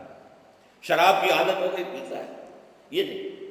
تو ہمارا پیٹ مانگتا ہے، اور اسے اس سے غرض نہیں کہ حلال سے کھایا ہے یا حرام سے کھایا۔ ہماری شہوت اپنی تسکین چاہتی ہے، اسے اس سے غرض نہیں کہ حلال سے یا حرام سے، جائز سے یا ناجائز سے۔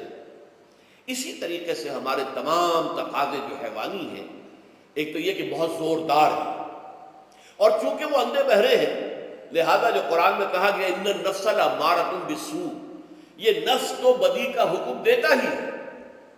یہ گویا کہ اس کے اندر رجحان جو ہے انہیرنٹ ہے کہ وہ بدی کی طرف انسان کو ترغیب دلاتا ہے، چاہے وہ اپنی ضروریات سے متعلق ہو، چاہے چٹخاروں سے متعلق ہو، چاہے جو بھی لذت اسے درکار ہے اس سے متعلق ہو، چاہے وہ جنسی لذت ہے اور چاہے وہ طعام کی، یعنی جسے ہم کہتے ہیں کہ انسان جو ہے وہ اپنے پیٹ اور فرج کا غلام بنتا رہ جائے، اس لیے کہ جو تقاضا بھی آیا ہے اس کو پورا کر رہا ہے۔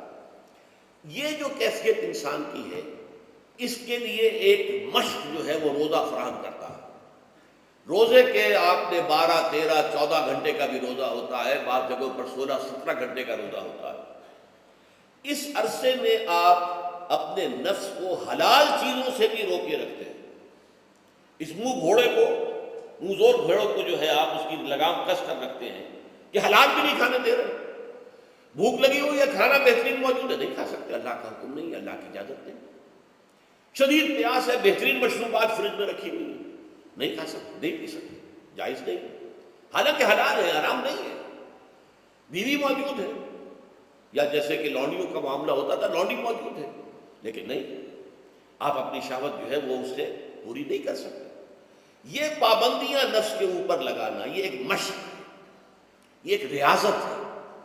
اس ریاضت کا حاصل یہ ہونا چاہیے کہ انسان بقیہ 11 مہینوں میں اپنے آپ کو حرام سے تو بچائے، یہاں وہ حلال سے رکا ہوا اللہ کے حکم سے، کہ حلال چیز بھی نہیں کھا رہا، دن بھر نہیں پی رہا، دن بھر نہیں اپنی کوئی شہوت پوری کر رہا، دن بھر حلال ذرائع سے، تو اس سے اس کے اندر یہ ایک، اس کو ہم کہیں گے سیلف کنٹرول پیدا ہو جائے، اپنے نفس کو قابو میں کر لے۔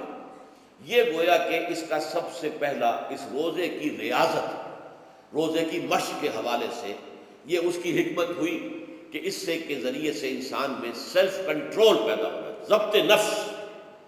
یہاں پہ تھوڑی سی میں وضاحت کر دوں، رہبانیت کے اندر آپ کو معلوم ہے کہ سیلف اینیہیلیشن، انگریزی الفاظ جو ہیں وہ زیادہ بعض لوگوں کے لیے واضح ہو گئے، نفس کشی، نفس کو کچل دینا، ختم کر دینا، مار دینا، یہ رہبانیت میں ہوتا ہے، اسلام میں نہیں۔ اسلام کا نظام بڑا متوازن ہے۔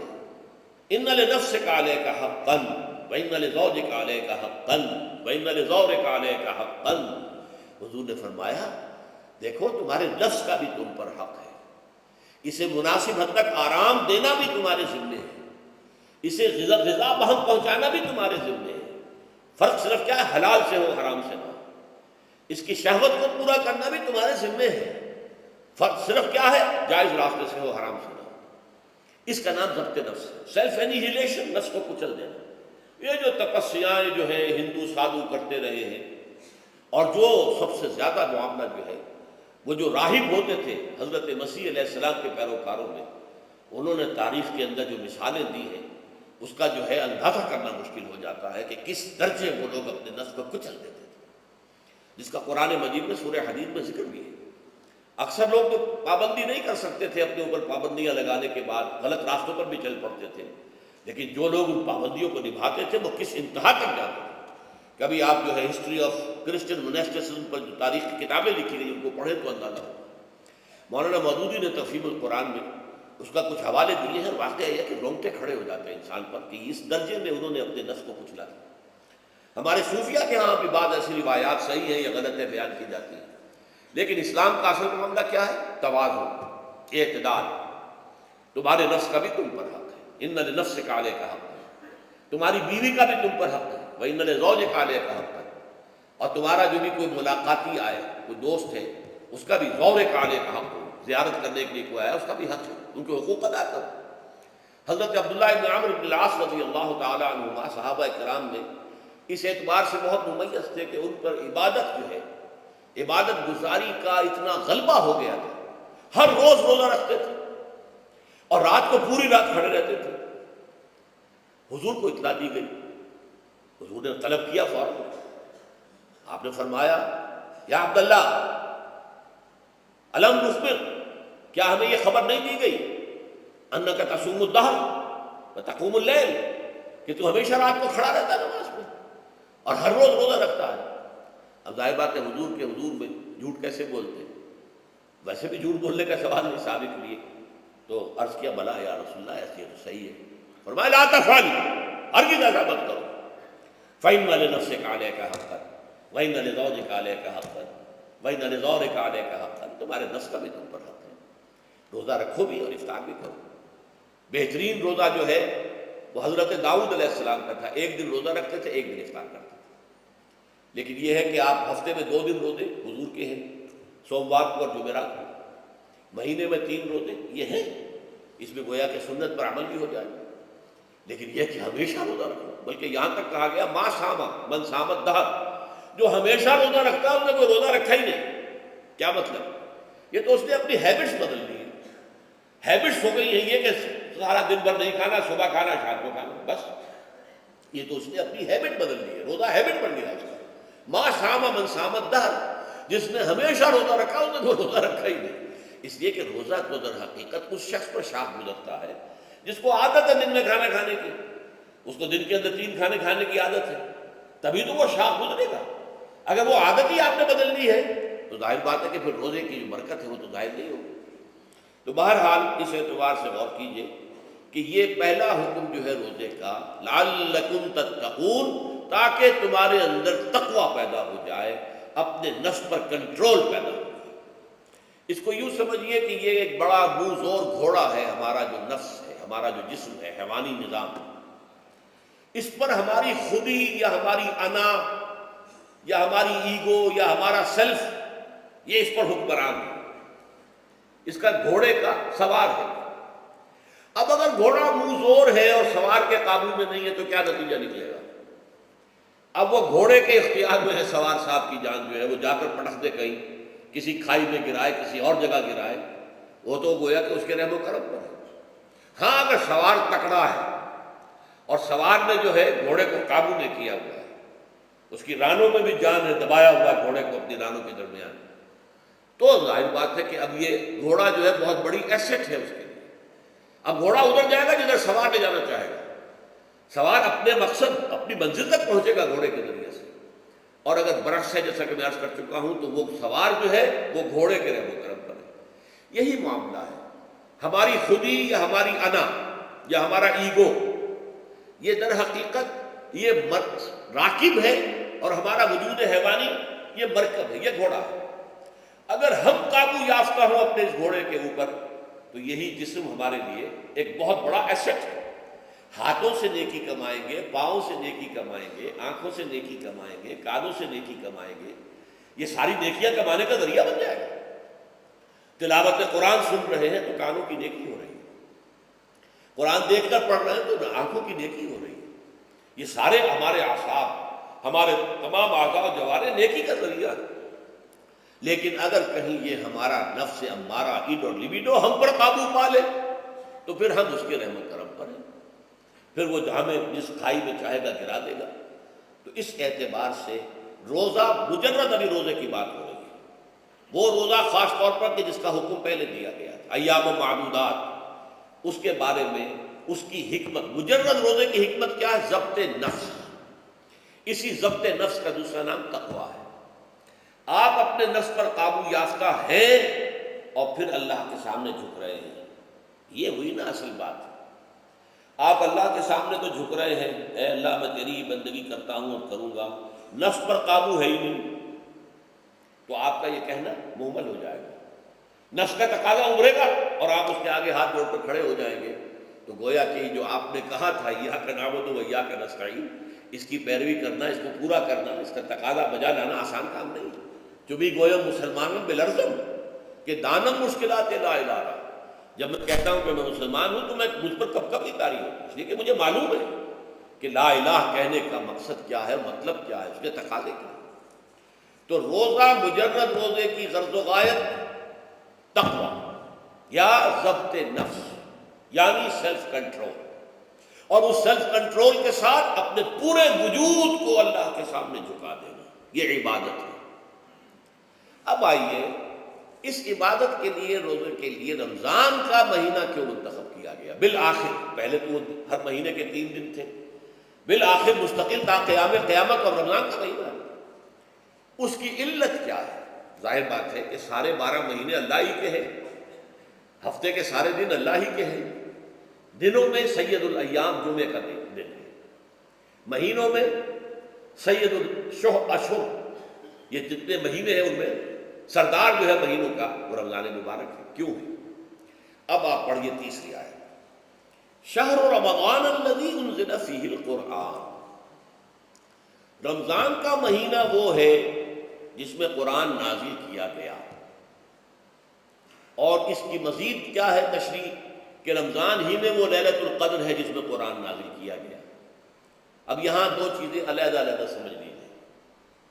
ہمیں معلوم ہے کہ قرآن حضور پر نازل ہوا 32 برس میں، نہیں 22 برس میں، 610 عیسوی سے لے کر اس موضوع پر آج شام کو تقریر ہوگی انشاءاللہ مفصل تعارف قرآن کے ضمن میں، بعد نماز عشاء قرآن اکیڈمی کی مسجد میں، کیونکہ معلوم نہیں کہ آج چاند ہو جائے گا یا نہیں ہو جائے گا، لہذا دورہ ترجمہ قرآن کل سے شروع ہوگا، اور آج جو ہے تعارف قرآن اور سورہ فاتحہ کا کچھ مفہوم میں بیان کروں گا، تاکہ یہ کہ رمضان مبارک کے لیے تمہید ہو جائے۔ پھر اگر چاند ہو گیا تو چھوٹی چھوٹی صورتوں کے ساتھ ہم تراویح مکمل کر لیں گے، ترجمہ قرآن کے ساتھ تراویح کل سے شروع۔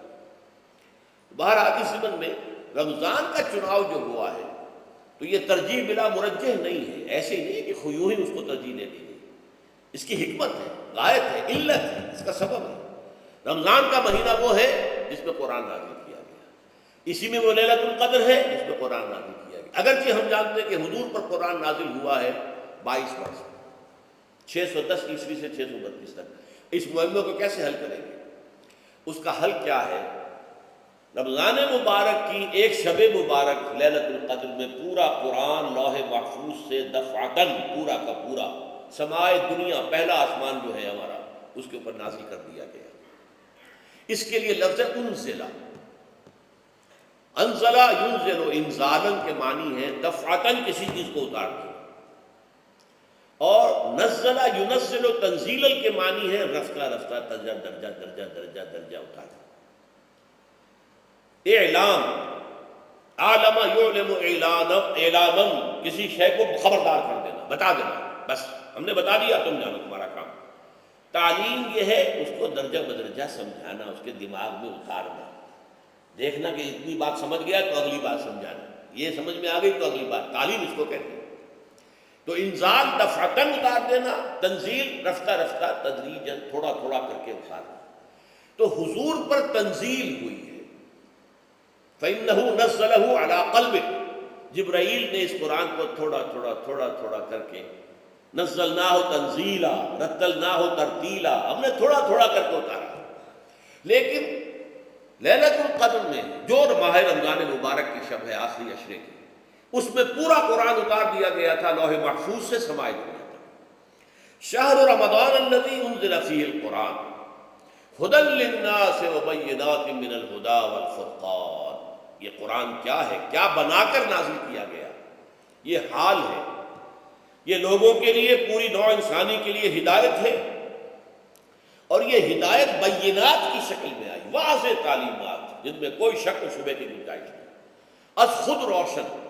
بینہ اسے کہتے ہیں وہ شے جو از خود روشن ہو، جس کو ہم کہتے ہیں کہ آفتاب آمد، دلیل آفتاب، جب سورج طلوع ہو گیا تو اپنے وجود پر وہ خود دلیل ہے، اسے کسی اور دلیل سے ثابت کرنے کی ضرورت نہیں ہے، از خود واضح۔ تو بینات من الہدی، جو قرآن کی بنیادی ہدایت ہے وہ بینات پر مشتمل ہے، واضح چیز ہے، جو انسان کے لیے، اس کی فطرت کے لیے جانی پہچانی چیز ہے، یہ کوئی باہر کی چیز نہیں آ رہی ہے، اس کے قلب کی گہرائیوں کے اندر یہ سب کچھ موجود ہے، اور اس کی گواہی اس کے قلب کی گہرائیوں سے نکلتی ہے۔ جہاں دیکھنا تقریب کی لذت ہے، جو اس نے کہا میں نے یہ جانا کہ گویا یہی میرے دل میں ہے، اس نے تو میرے اپنی فطرت کی ترجمانی کی ہے۔ والفرقان، بینات من الہدا والفرقان، یہ بینات کا اطلاق فرقان پر بھی ہو رہا ہے، حق و باطل کے اندر فرق کر دینے والی شے، بین صورت میں یہ حق ہے یہ باطل ہے، یہ جائز ہے یہ ناجائز، یہ غلط ہے یہ صحیح ہے۔ یہ ہے قرآن مجید کی عظمت کا بیان۔ ویسے تو عظمت قرآن مجید کے اندر بہت سے مقامات پر آئی ہے اور بڑے ہی پرسکو انداز میں بھی آئی ہے، لیکن یہ اس وقت موقع نہیں ہے اس میں جانے کا۔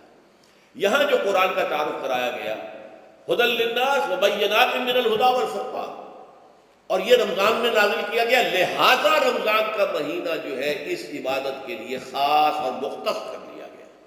فمن شہد منکم الشہر فلیصم، تو جو کوئی بھی تم میں سے اس مہینے کو پائے یا اس میں مقیم ہو وہ لازماً روزہ رکھے۔ میں بیان کر چکا ہوں یہ وجوب علی العین ہے، اس کے اندر اب اختیار نہیں ہے، لیکن یہ کہ اگر من کان منکم مریضا او علی سفر فعدۃ من ایام اخر۔ اب دیکھیے یہ جو رمضان مبارک کو منتخب کیا گیا جو نزول قرآن کا مہینہ ہے، تو اس میں ایک دوہرا پروگرام رکھ دیا گیا ہے جو قرآن مجید میں تو واضح طور پر نہیں کہا گیا، اس لیے کہ اگر قرآن میں اس طور سے آ جاتا تو فرض ہو جاتا، اسے تتبعاً رکھا گیا ہے، لہذا اس کا ذکر قرآن میں نہیں ملے گا۔ موجود ہے کہ جب اس مہینے کو چنا ہی اس لیے گیا ہے کہ یہ نزول قرآن کا مہینہ ہے، لہذا اس کے لیے جو ہم نے پڑھا تھا وہ خطبہ وہ اس کو پلٹ لیجئے۔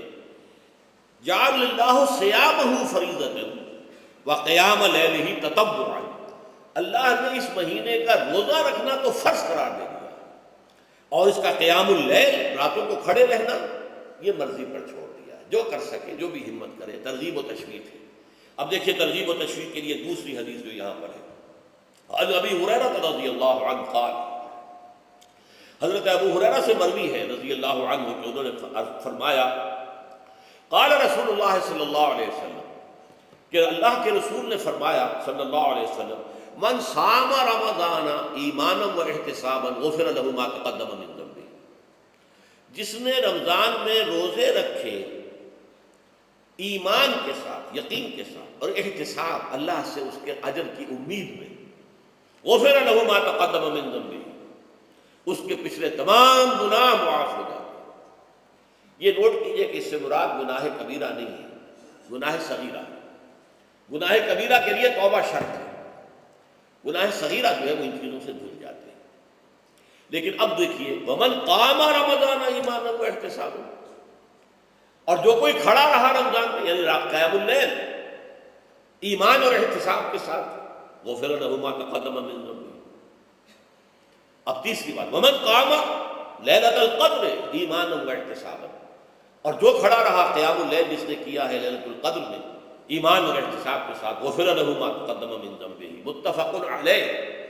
یہ حدیث بخاری اور مسلم دونوں کی ہے۔ اب یہاں جو بات میں چاہتا ہوں کہ آپ کو واضح ہو جائے، اس حدیث میں دونوں چیزوں کو پیرلل لایا گیا، من قام رمضان من صام رمضان، پیرلل، بالکل متوازی، ہم وزن اعتبار سے، من صام رمضان ایمانا و احتسابا غفر له ما تقدم من ذنبه، من قام رمضان ایمانا و احتسابا غفر له ما تقدم من ذنبه۔ اب سوال پیدا ہوتا ہے قیام اللیل سے مراد کیا ہے؟ یہاں پہ میں ذرا تراویح کا جو پس منظر ہے وہ بیان کر دینا چاہتا ہوں۔ دیکھیے جیسا کہ ہم نے خطبے میں بھی دیکھ لیا، اللہ نے قیام اللیل جو ہے اسے فرض نہیں ٹھہرایا، تطوع، قرآن مجید میں بھی اس کا کوئی ذکر نہیں، احادیث میں اس کی تشویق و ترغیب پوری موجود ہے۔ ایک اور حدیث بھی ہم بعد میں پڑھیں گے اس پر۔ اس کا پس منظر کیا تھا کہ اس کو چھوڑ دیا گیا۔ اب ظاہر بات ہے مسلمانوں میں کمزور بھی ہیں، مسلمانوں میں وہ مزدوری کرنے والے بھی ہیں، روزہ تو فرض ہے ان پر، چاہے مئی کا مہینہ ہے اور گندم کاٹنی ہے، روزہ تو پھر بھی رکھنا ہوگا، یہ سب کچھ ہے، لیکن یہ کہ رات کو پھر کھڑے رہنا ان کے لیے، جاگنا ممکن نہیں، لہذا ان کے اوپر یہ چیز فرض نہیں۔ حضور نے تراویح کی نماز یا قیام اللیل نہ اسے فرض قرار دیا، نہ اس کے باجماعت کوئی اہتمام کیا مستقل، صرف 3 راتیں آپ نے جماعت کروائی ہے، اس میں 8 رکعتیں آپ نے پڑھی ہیں کہ جو آپ کا معمول تھا تہجد کا وہی پڑھی، اور تہجد کے وقت ہی جماعت کرائی ہے۔ یہ ہے وہ حدیث، اس کے علاوہ کسی نماز تراویح جو ہے جو ہم پڑھتے ہیں 20 رکعتیں، عشاء کے ساتھ متصل اس کا کوئی ذکر نہ دور نبوی میں ہے نہ دور صدیق اکبر میں ہے۔ یہ دور حضرت عمر کی خلافت میں ہوا ہے، اور ہم نہیں کہہ سکتے کتنے سال کے بعد ہوا ہے۔ حضرت عمر رضی اللہ تعالیٰ عنہ کی خلافت کا دور جو ہے وہ تو 10 برس ہے، ہو سکتا ہے 5 برس کے بعد ہوا ہو، 6 برس کے بعد ہوا ہو، 12 ہوا ہے ان کے عہد۔ حضرت عمر ایک مرتبہ مسجد میں داخل ہوئے، مسجد نبوی میں، تو دیکھا کہ کچھ لوگ 8 10 12 جو ہے وہ ایک جو ہے حافظ کے پیچھے کھڑے ہوئے اور قرآن سن رہے ہیں، کچھ دوسرے کونے میں کھڑے ہیں، کچھ کہیں اور کھڑے ہیں، مختلف جماعتیں ہو رہی ہیں۔ تو انہوں نے سوچا کہ کیوں نہ ان سب کو ایک امام کے پیچھے جمع کر دیا جائے، اور اس کے لیے لوگوں کی سہولت کے لیے عشاء کے ساتھ متصل رکھ دیا جائے، اس لیے کہ تہجد کے وقت اٹھنا جو ہے وہ تو ہر کس و ناقص کا کام نہیں ہے، کہ عشاء کے بعد اگر تھوڑا سا اضافی وقت ہو صرف تو یہ ہر شخص کر لے گا، مزدور بھی کر لے گا۔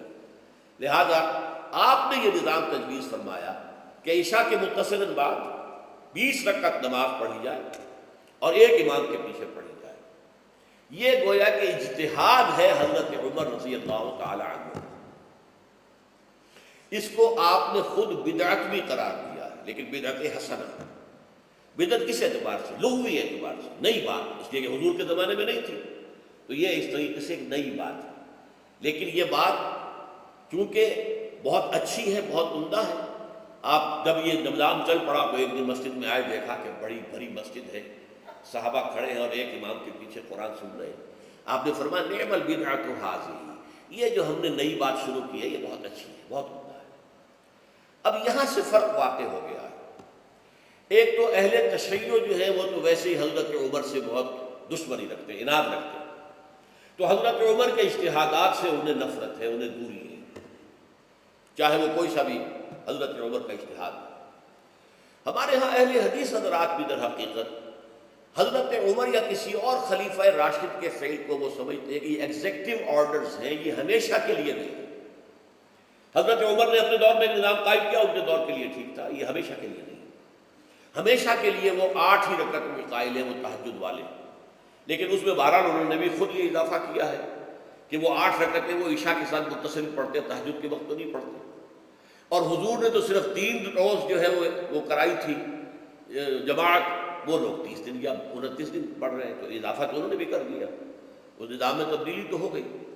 لیکن اہل سنت جو کہلاتے ہیں، ہمارے جو 4 جو ہیں، جو ہمارے مسلک ہیں، حنفی، مالکی، شافعی، حنبلی، ان کا اتفاق ہے اس پر حضرت عمر کا، کیونکہ ان کے سامنے اصول یہ ہے کہ حضور نے فرمایا علیکم بسنتی وسنت الخلفاء الراشدین المہدیین، تم پر لازم ہے کہ میری سنت کو پکڑو مضبوطی کے ساتھ، اور میرے خلفاء راشدین مہدیین جو ہیں ان کی سنت کو پکڑو۔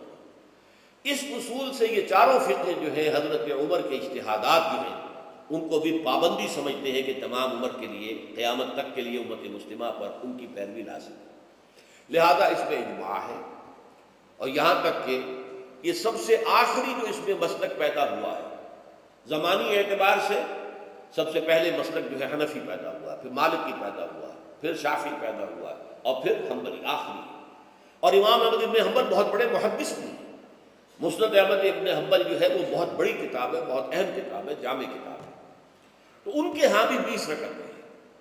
چنانچہ حرمین شریفین میں، سعودی عرب میں، مکہ اور مدینہ منورہ میں جو نماز تراویح ہوتی ہے اس کی 20 رکعتیں ہیں، لیکن اہل حدیث حضرات جو ہیں وہ اس 8 کے اوپر اتفاق کرتے ہیں۔ بہرحال یہ ایک اختلاف ہے جو میں نے اس کا پس منظر بیان کر دیا، لیکن اس 20 رکعت نماز سے ادا کرنے سے، جو کہ زیادہ سے زیادہ 50 منٹ یا 1 گھنٹہ لگتا ہے، اس سے وہ قیام اللیل کا حق ادا نہیں ہوتا۔ قیام اللیل کا تو کچھ اور ہی تقاضا ہے۔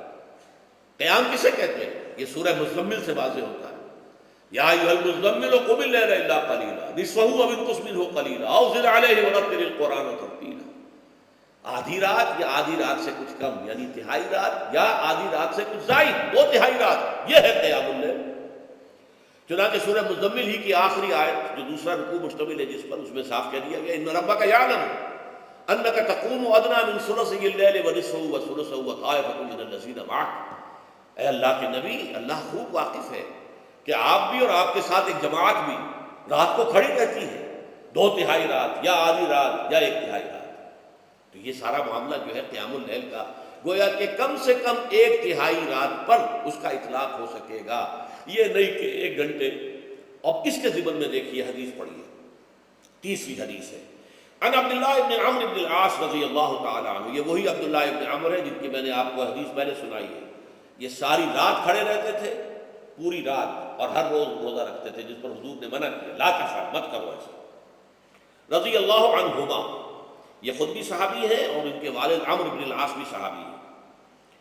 ان رسول اللہ صلی اللہ علیہ وسلم قال، کہ اللہ کے رسول صلی اللہ علیہ وسلم نے فرمایا، الصیام والقرآن یشفعان للعبد، روزہ اور قرآن بندے کے حق میں شفاعت کریں گے۔ یقول الصیام، روزہ ہی عرض کرے گا اللہ کی جناب میں، اے رب پروردگار، انی منعتہ الطعام والشہوات بالنہار، میں نے تیرے اس بندے کو دن کے دوران کھانے پینے سے اور اپنی شہوت کا تقاضا پورا کرنے سے روکے رکھا، یہ میری وجہ سے روکا رہا، تو میری شفاعت اس کے حق میں قبول فرما، فشفعنی فیہ، میری شفاعت اس کے حق میں قبول فرما۔ ویقول القرآن، قرآن کیا کہے گا، منعتہ النوم باللیل، میں نے اسے رات کے وقت سونے سے، نیند سے روکے رکھا، فشفعنی فیہ، تو اس کے حق میں میری شفاعت قبول فرما۔ حضور فرماتے فیشفعان، ان دونوں کی شفاعت قبول کی جائے گی۔ یہ ہے قیام اللیل۔ یہ قیام اللیل صرف تراویح کی نماز سے جو پڑھ لی جاتی، اور ہمارے ہاں تو یہ ہے، وہاں کم سے کم یہ تو تھا، صحابہ کرام کھڑے ہوتے تھے تو جو قاری پڑھ رہا ہوتا تھا وہ ان کے دل میں اترتا جاتا تھا، اس کا مضمون اور مفہوم جو ہے وہ ان کو معلوم ہے، لہذا وہ اس کی زبان سے نکلا ہوا ہر لفظ ان کے قلب کی گہرائیوں تک اتر رہا ہے۔ یہاں تو یہ ہے، پیرٹ لائک حافظ ہے، اسے خود پتہ نہیں میں کیا پڑھ رہا ہوں، اکثر حفاظ جو ہیں وہ عالم تو نہیں ہوتے، اور جو سن رہے ہیں انہیں کچھ پتہ نہیں انہوں نے کیا سنا ہے، تو ٹھیک ہے، کم سے کم ثواب تو انہیں ملے گا کہ انہوں نے وقت نکالا ہے، 1 گھنٹہ ہی اضافی صحیح، لیکن بہرحال اس کا وقت تو انہوں نے نکالا ہے، محنت کی ہے، کھڑے رہے ہیں، ثواب ملے گا۔ لیکن جو مقصد ہے وہ حاصل نہیں ہوتا۔ اس مقصد کے حصول کے لیے اول تو قیام اللیل کی کم سے کم مدت 1/3۔ اگر کوئی شخص فرض کیجئے کہ اس کے ہاں کوئی اور انتظام نہیں ہے، جیسا کہ ہمارے ہاں ہم نے انتظام کیا ہے، بڑے بڑے شہروں میں دورہ ترجمہ قرآن، اس میں ہمیں 5 گھنٹے لگ جاتے ہیں، نصف شب کے قریب جو ہے معاملہ ہو جاتا ہے۔ اس میں کیا ہوتا ہے کہ ہر 4 رکعت سے پہلے جو اس کے اندر پڑھا جانا ہے حصہ قرآن کا، اس کا پہلے ہم مطالعہ کرتے ہیں بیٹھ کر، ترجمہ اور کچھ موٹے موٹے نکات کی جو ہے وضاحت، پھر کھڑے ہو گئے اور قاری صاحب کے پیچھے 4 رکعتوں کے اندر وہ 4 رکوع یا جتنے بھی ہیں پڑھ لیے، سن لیے، پھر بیٹھ گئے 4 کے بعد پھر اگلے 4 رکعتوں کے اندر جو کچھ پڑھا جانے والا ہے اس کا ترجمہ، اس کی تفہیم ہو گئی، پھر کھڑے ہو گئے، پھر سن لیا۔ اس طریقے سے 5-6 گھنٹے میں تراویح ختم ہوئی، تو تراویح بھی ہو گئی، حضرت عمر کے اجتہاد پر عمل بھی ہو گیا، 20 تراویح ہو گئی، لیکن یہ ہے کہ اس کے ساتھ جو اصل غرض و غایت ہے قیام اللیل کی، وہ بھی حاصل ہوئی۔ یہ ہم نے 17 سال پہلے شروع کیا تھا یا 18 سال پہلے، اور وہ انشاءاللہ اللہ کے فضل و کرم سے اب چل رہا ہے، بڑے بڑے شہروں میں ہو رہا ہے۔ لاہور میں جن مقامات پر ہو رہا ہے وہ تازہ جو ندائے خلافت ہے اس کے اندر آپ اس کی فہرست دیکھ لیں، کراچی میں تو اس سے غالباً 3 گنا مقامات کے اوپر وہ کام ہو رہا ہے، اور دوسرے شہروں میں بھی ہو رہا ہے۔ تو اس سے در حقیقت وہ غرض و غایت، وہ حکمت جو ہے پوری ہوتی ہے کہ یہ دونوں چیزیں پیرلل ہیں۔ من صام رمضان ایمانا واحتسابا غفر له ما تقدم من ذنبه ومن قام رمضان ایمانا واحتسابا غفر له ما تقدم من ذنبه، تو صیام اور قیام جو ہے ان دونوں کا حق ادا ہو جاتا ہے۔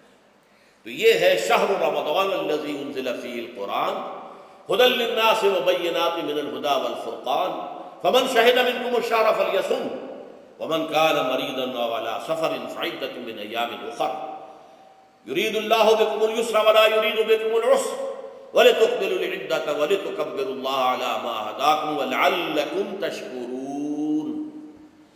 اب جو آخری لفظ ہے لعلكم تشكرون، اب اس کی وضاحت سمجھ لیں۔ اور رمضان کے یہ 2 پروگرام جب پیرلل ہو جائیں گے، جب دونوں کی پابندی کی جائے گی، تو اس کا حاصل کیا ہے؟ اس بات کو سمجھنے کے لیے سب سے پہلے آپ اس کو سمجھیے کہ جسے ہم خود ہی کہہ رہے تھے، جسے ہم سیلف کہہ رہے تھے، اپنی انا کو مضبوط کرنا، سیلف کنٹرول، ایگو جو ہے وہ پوری طرح قابو یافتہ ہو اڈ اور لیبیڈو پر، اصل میں اس سے مراد کیا ہے؟ اس پر میں نے تفصیل سے بحث کی ہے عظمت صوم نامی اپنے کتابچے میں۔ ویسے یہ ہے کہ وہ مشکل ہے، ذرا فلسفیانہ اس کا انداز ہے، لیکن یہ ہے کہ وہی باتیں آسان الفاظ میں، جو دوسرا کتاب چاہے عظمت سیام و قیام رمضان مبارک، وہ آسان ہے، اگرچہ یہ دونوں بہت ہی محدود تعداد میں ہمارے پاس ہیں، لیکن یہ کہ میں نے ذکر کر دیا، جو حضرات لینا چاہیں وہ لے لیں۔ لیکن یہ ہے کہ اس میں اصل پس منظر کیا ہے؟ دیکھیے، ہمارا جو وجود ہے انسان کا، یہ کمپوزٹ ہے، مرکب ہے۔ ہمارے دو وجود ہیں جو جوڑ دیے گئے، کیسے جوڑ دیے گئے ہم نہیں جانتے، لیکن ہے دو وجود۔ ایک وجود حیوانی ہے،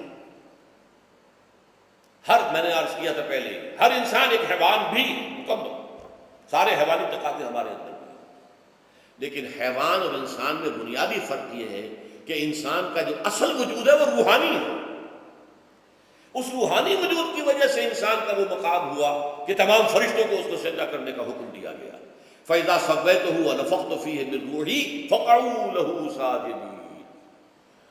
فرشتوں سے کہہ دیا گیا تھا کہ میں ایک بشر پیدا کرنے والا ہوں مٹی سے، جب میں اسے پیدا کر لوں اور اس کی ناک پلک سوار دوں، دو پلک درست کر دوں، تو پھر اس کے سامنے اور اس میں اپنی روح میں سے پھونک دوں تو گر پڑنا اس کے سامنے سجدے۔ حیوان انسان اور انسان روحانی، یہ دونوں مل کر اب آدم بنے ہیں۔ نمبر دو، اس حیوان انسان کا وجود زمین سے ہے، مٹی سے پیدا کی، مٹی سے، گارے سے، طین لازب سے، چپچکانے والے گارے سے، وہ جس میں کہ بدبو پیدا ہو جائے، یہ ساری باتیں کہی گئی ہیں۔ اور سائنس بھی کہتی ہے مٹی سے پیدا ہوا، اب کیسے پیدا ہوا اس میں اختلاف ہے، لیکن یہ کہ ہے مٹی ہماری اوریجن، قرآن بھی کہتا ہے اور سائنس بھی کہتا ہے۔ اور ہمارے وجود کو جب وہ تھک جائے، مزمحل ہو جائے، اس کی انرجی کم ہو جائے، تو اس کے لیے جو غذا ہے، جو تقویت ہے، وہ بھی ساری زمین سے آ رہی ہے۔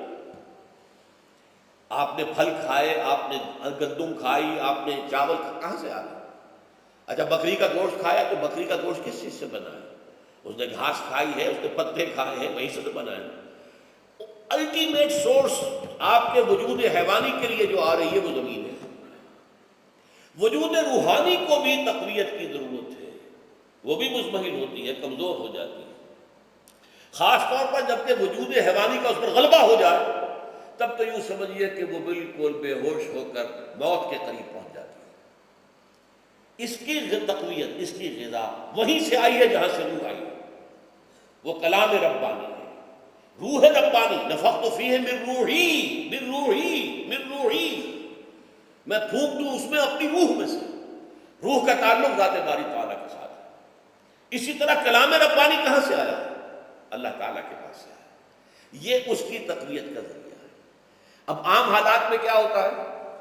ہمارا یہ وجود حیوانی چھایا ہوا ہے ہمارے وجود کے اوپر، بیچاری روح جو ہے دبی رہتی ہے، پسی رہتی ہے۔ اگر خدا نہ خواستہ ہم گناہ گار بھی ہیں، گناہ پر گناہ کا ارتکاب کر رہے ہیں، تو وہ روح جو ہے وہ قلب کے آئینے شیشے کے اندر ہے۔ فیہا مصباح، المصباح فی زجاجہ، الزجاجہ کأنہا کوکب دری۔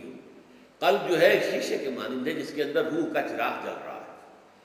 اب اگر یہ اوپر جو شیشہ ہے اس پر دھواں آ گیا، لالٹین کی چمنی پر دھواں آ گیا، تو روشنی باہر تو نہیں آئے گی۔ اگر انسان گناہ کرتا ہے تو قلب پر ریب، زنگ آ جاتا ہے، یا حضور نے فرمایا ایک داغ لگ جاتا ہے، اور گناہ کرتا ہے اور داغ لگتا ہے، اور گناہ کرتا ہے اور داغ، یہاں تک کہ بالآخر پورا قلب سیاہ ہو جاتا ہے۔ اب وہ روح اندر بند ہو گئی، وہ دفن ہو گئی۔ اس کے لیے اب ضروری ہے کہ اب ایک پروگرام ایسا دیا جائے جو ریورس ہو جائے۔ دن میں روزہ رکھواؤ تاکہ وہ جو اینیمل انسٹنکٹس ہے وہ دبے، تو جب یہ وزن جو ہے اس کے اوپر کم ہوگا تو کچھ سائی آف ریلیف اسے ملے گی۔ جیسے بے ہوش آدمی پڑا ہے، اسے کوئی ہلکا سا ہوش آ رہا ہے، آپ نے پانی کے کچھ چھینٹے دیے، اس کے بعد آپ نے رات کو کھڑے ہو کر قرآن کے انوار کو اتارا، بارش برس رہی ہے روح انسانی کے اوپر، قلب روحانی، قلب انسانی کے اوپر، جس میں کہ وہ روح جو ہے وہ دفن ہے، وہ زندہ ہوگی اثر نو، ہوش میں آئے گی، اور ہوش میں آئے گی تو دو کام ہوں گے۔ ایک تو اسے قرآن کی عظمت کا احساس ہوگا، یہ قرآن میری حیات تازہ کا ذریعہ بنا ہے، میں دب گئی تھی، میں پس گئی تھی، میں بے ہوش تھی، میں نیند مردہ تھی، اس قرآن کی بارش نے، یہ ترشح جو ہوا ہے مجھ پر، اس نے مجھے حیات تازہ عطا فرمائی۔ یہ جو قدر کا احساس ہوگا قرآن کا، لعلکم تشکرون، تاکہ تم قرآن کی عظمت سے واقف ہو۔ ایک انسان بھوک کی وجہ سے اس کا شوگر لیول اتنا گر گیا کہ بے ہوش پڑا ہوا، اب ظاہر بات ہے کہ آپ اسے کچھ پانی کے چھینٹے دیں گے تو کچھ ہوش میں آئے گا، پھر غذا دیں گے تو اب وہ پوری توانائی پر آئے گا، تو معلوم ہوگا اسے اس غذا کی کیا قدر و قیمت ہے۔ اگر آپ کو بھوک ہی نہیں لگتی تو غذا بے معنی شے ہے، پیاس ہی نہ لگے تو آپ کو کیا معلوم کہ اس پانی کے اندر کتنی بڑی عظمت ہے، یہ میرے لیے کتنا بڑا انعام و احسان ہے اللہ کا۔ وہ تو پیاس پر، جان پر بنی ہوئی ہو، اور پیاس اس وقت آپ کو ایک گھونٹ پانی کوئی دے دے تو آپ کو معلوم ہوگا دنیا و مافیا سے بڑھ کر ہے یہ ایک گھونٹ پانی جو مجھے ملا۔ اسی طرح جب روح دبی ہوئی تھی حیوانی وجود کے بوجھ تلے، جبکہ وہ نیم خوابیدہ یا نیم بے ہوش یا بالکل بے ہوش تھی، وہ دن میں تو روزہ رکھ کر اس پر سے حیوانی وجود کا وزن کم کیا گیا، اسے ایک ریلیف ملی۔ رات کو قرآن مجید کے انوار و برکات اس میں جذب کیے گئے تو اس کو پوری توانائی حاصل ہوئی۔ اس پوری توانائی کا پہلا نتیجہ تشکر، قرآن کا شکر، الحمدللہ الذی انزل علی عبدہ الکتاب ولم یجعل لہ عوجا۔ پھر وہ قلب کی گہرائیوں سے نکلے گا، سارا شکر اس اللہ کے لیے جس نے اپنے بندے پر صلی اللہ علیہ وسلم کتاب نازل کی اور اس میں کوئی کجی نہیں رکھی، کسی طرح کی ایش پیش نہیں۔ یا تبارک الذی نزل الفرقان علی عبدہ لیکون للعالمین نصیرا، بڑی بابرکت ہے وہ ذات جس نے اپنے بندے پر فرقان نازل فرمایا تاکہ وہ تمام جہان والوں کے لیے نذیر اور خبردار کرنے والا بن جائے۔ یہ قرآن کی عظمت کا احساس، اور ظاہر بات ہے جس قدر کسی نعمت کی قدر و قیمت کا احساس ہوگا اسی قدر تو آپ شکر ادا کریں گے۔ اگر آپ نے کسی بچے کے ہاتھ پر ہیرا رکھ دیا، اسے کیا پتا یہ ہیرا کس بلا کا نام ہوتا ہے، وہ سمجھے گا کانچ کا ٹکڑا ہے۔ لیکن اگر کوئی واقعتاً کوئی جوہر شناس ہو، جوہری ہو، اس کو آپ ہیرا دیں گے تو اسے معلوم ہے کہ مجھے کیا چیز دی گئی، اس کے اندر جو شکر پیدا ہوگا وہ اس بچے کے اندر تو نہیں پیدا ہو سکتا جسے معلوم ہی نہیں۔ تو قرآن مجید کی اصل عظمت سے انسان واقف کب ہوگا؟ جبکہ اس کے ذریعے سے اس کی روح کو ایک حیات تازہ مل جائے اور اس طرح وہ پروگرام ریورس ہو جائے جو عام طور پر چل رہا تھا، ساری توجہ اپنے جسم پر، اس کے تقاضوں پر۔ جسم میں تھوڑی سی پھنسی نکل آئی ہے، بھاگ گئے، دوڑ رہے ہیں اس کے علاج کے لیے۔ کوئی اور مرض لاحق ہو گیا، بھاگ رہے ہیں، دوڑ رہے ہیں اس کے علاج کے لیے، بڑی بڑی فیسیں بھی دے رہے ہیں، ساری جسم کی پرواہ ہے۔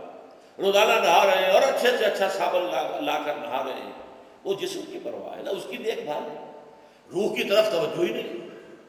یہ ہے وہ بات جو کہی گئی ہے سورہ حشر میں، اور جسے علامہ اقبال نے پھر اپنے فلسفہ خودی کی اساس اور سورس قرار دیا، وَلَا تَكُونُوا كَالَّذِينَ نَسُوا اللَّهَ فَأَنسَاهُمْ أَنفُسَهُمْ أُولَٰئِكَ هُمُ الْفَاسِقُونَ۔ دیکھو اے مسلمانوں، ان لوگوں کے مانند نہ ہو جانا جنہوں نے اللہ کو بھلا دیا تو اللہ نے انہیں اپنے آپ سے غافل کر دیا، اور یہی لوگ فاسق و فاجر ہیں۔ یہ سوال پیدا ہوتا ہے کہ انسان اپنے آپ سے کہاں غافل ہوتا ہے؟ کیا اپنے وجود حیوانی سے غافل ہوتا ہے؟ کیا بھوک لگتی ہے تو ادھر ادھر منہ نہیں مارتا، غذا کو حاصل کرنے کے لیے کوشش نہیں کرتا؟ پیاس لگتی ہے تو کیا پانی یا کوئی اور مشروب تلاش نہیں کرتا؟ کوئی بیماری لاحق ہوتی ہے تو کیا اس کے علاج کی طرف توجہ نہیں کرتا؟ اسے آرام کی حاجت ہوتی ہے تو آرام نہیں لیتا؟ اپنے اس وجود سے تو غافل نہیں۔ کون سے وجود سے غافل ہوا ہے؟ وہ روحانی وجود سے غافل ہے، بھول گیا کہ میرے اندر روحانی وجود بھی ہے، اس کا تعلق ذات باری تعالیٰ کے ساتھ۔ اس نے سمجھا کہ میں بس حیوان ہوں، نرا حیوان ہوں، اپنے اس وجود کی اصل حقیقت ہی سے بے خبر، غافل۔ چنانچہ آج کے دور کا سب سے بڑا المیہ کیا ہے؟ ڈاروین کے نظریے کے جو اثرات پیدا ہوئے ہماری معاشرت پر، ہماری سوچ پر، ہمارے فکر پر، ہمارے فلسفے پر، ہماری سوشولوجی پر، وہ کیا ہے کہ ہم بھی نرے حیوان ہیں۔ اللہ خیر سلام۔ یہ سب سے بڑی محرومی ہے اس قوم کی کہ انسان اپنے اصل شرف سے خود ہی مستعفی ہو گیا۔ ہمارا کوئی وجود ہے ہی نہیں روحانی وغیرہ، روح کسے کہتے ہیں ہم نہیں جانتے، بس یہ جسم ہے۔ ہم اللہ کو نہیں جانتے کون ہے کون نہیں ہے، ہوگا ہم تو اس کائنات کو جانتے ہیں۔ ہم روح سے واقف نہیں، ہم تو اپنے جسم کو واقف۔ آخرت واخرت سے ہم ہمیں کچھ پتہ نہیں، شاید ہو شاید نہ ہو، کچھ پتہ نہیں، لیکن یہ زندگی تو ہے، اسے ہم جانتے ہیں۔ یہ ہے آج کے انسان کا سب سے بڑا المیہ، اور یہ ہے ماس اسکیل کے اوپر ارتداد، ذہنی طور پر مرتد ہو چکے ہیں انسانوں کی عظیم اکثریت مرتد ہو چکی ہے۔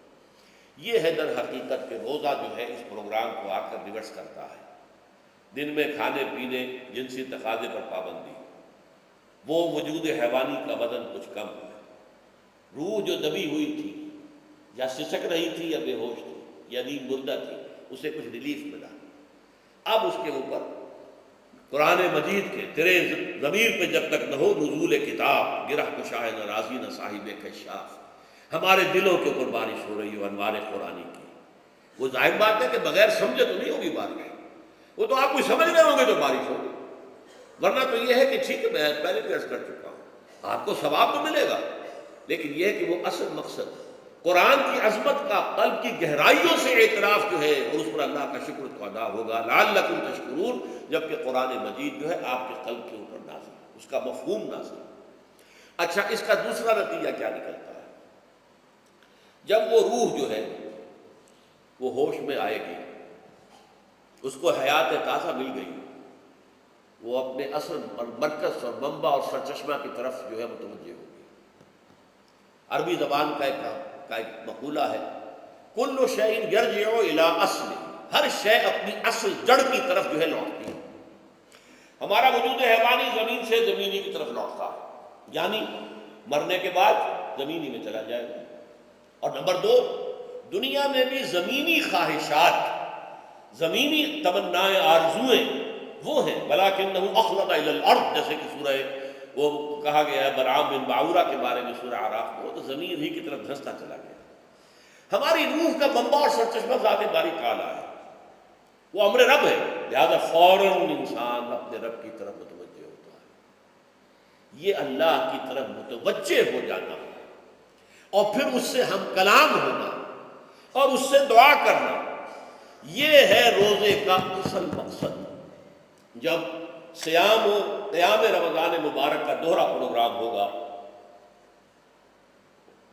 تو روح انسانی یا انسان کا حیوانی وجود اپنے مرکز کی طرف مائل پرواز تھا، حسن، اس کو کہہ لیجئے اپنے مرکز کی طرف مائل پرواز ہے روح، ہر شے اپنی اصل کی طرف لوٹتی ہے، لہذا یہ اللہ کی طرف متوجہ ہوتی ہے۔ یہ اللہ تعالیٰ کی طرف متوجہ ہونے کا معاملہ دنیا میں رہا ہے کہ لوگ کہیں جنگلوں میں جا کر تپسیائیں کر کے، غاروں میں بیٹھ کے، بڑی بڑی ریاضتیں کر کے کیا چاہتے تھے؟ مجھ کو ہے تیری جستجو، مجھ کو تیری تلاش ہے، خالق میرے کہاں ہے تو، مجھ کو تیری تلاش ہے۔ میں نے یہ نظم جو ہے تقریباً 6 سال جو ہے ہر روز صبح، ہمارا جو ہائی اسکول تھا اس میں جو صبح پریئر ہوتی تھی، لوگ سب جمع ہوتے تھے، پورا اسکول جو ہے اس کے ہمارے طلباء، تو یہ نظم جو ہے پڑھی جاتی تھی، مجھ کو ہے تیری جستجو، مجھ کو تیری تلاش ہے، خالق میرے کہاں ہے تو، مجھ کو تیری تلاش ہے۔ روح انسانی چاہتی ہے اللہ کا تقرب، اللہ کے قریب ہونا، اللہ سے رشتہ استوار کرنا۔ یہ وجود حیوانی حائل ہے اس کے راستے میں، یہ حیات دنیاوی اس کے لیے پنجرا بن گئی ہے، اس روح کے لیے یہ ایک در حقیقت قید خانہ ہے، جیسے کہ حضور نے فرمایا کہ الدنیا سجن المومن وجنت الکافر، مومن کے حق میں یہ دنیا قید خانہ ہے، اس کی روح جو ہے یہاں آ کر اس جسد حیوانی کے اندر جو ہے وہ دفن ہو گئی ہے، قید خانہ ہے، اس پنجرے میں بند ہو گئی۔ تو لیکن وہ کافر کے لیے یہی باغ و بہار ہے، یہی پر عیش کرنے ہیں، یہی پر مزے لوٹنے ہیں۔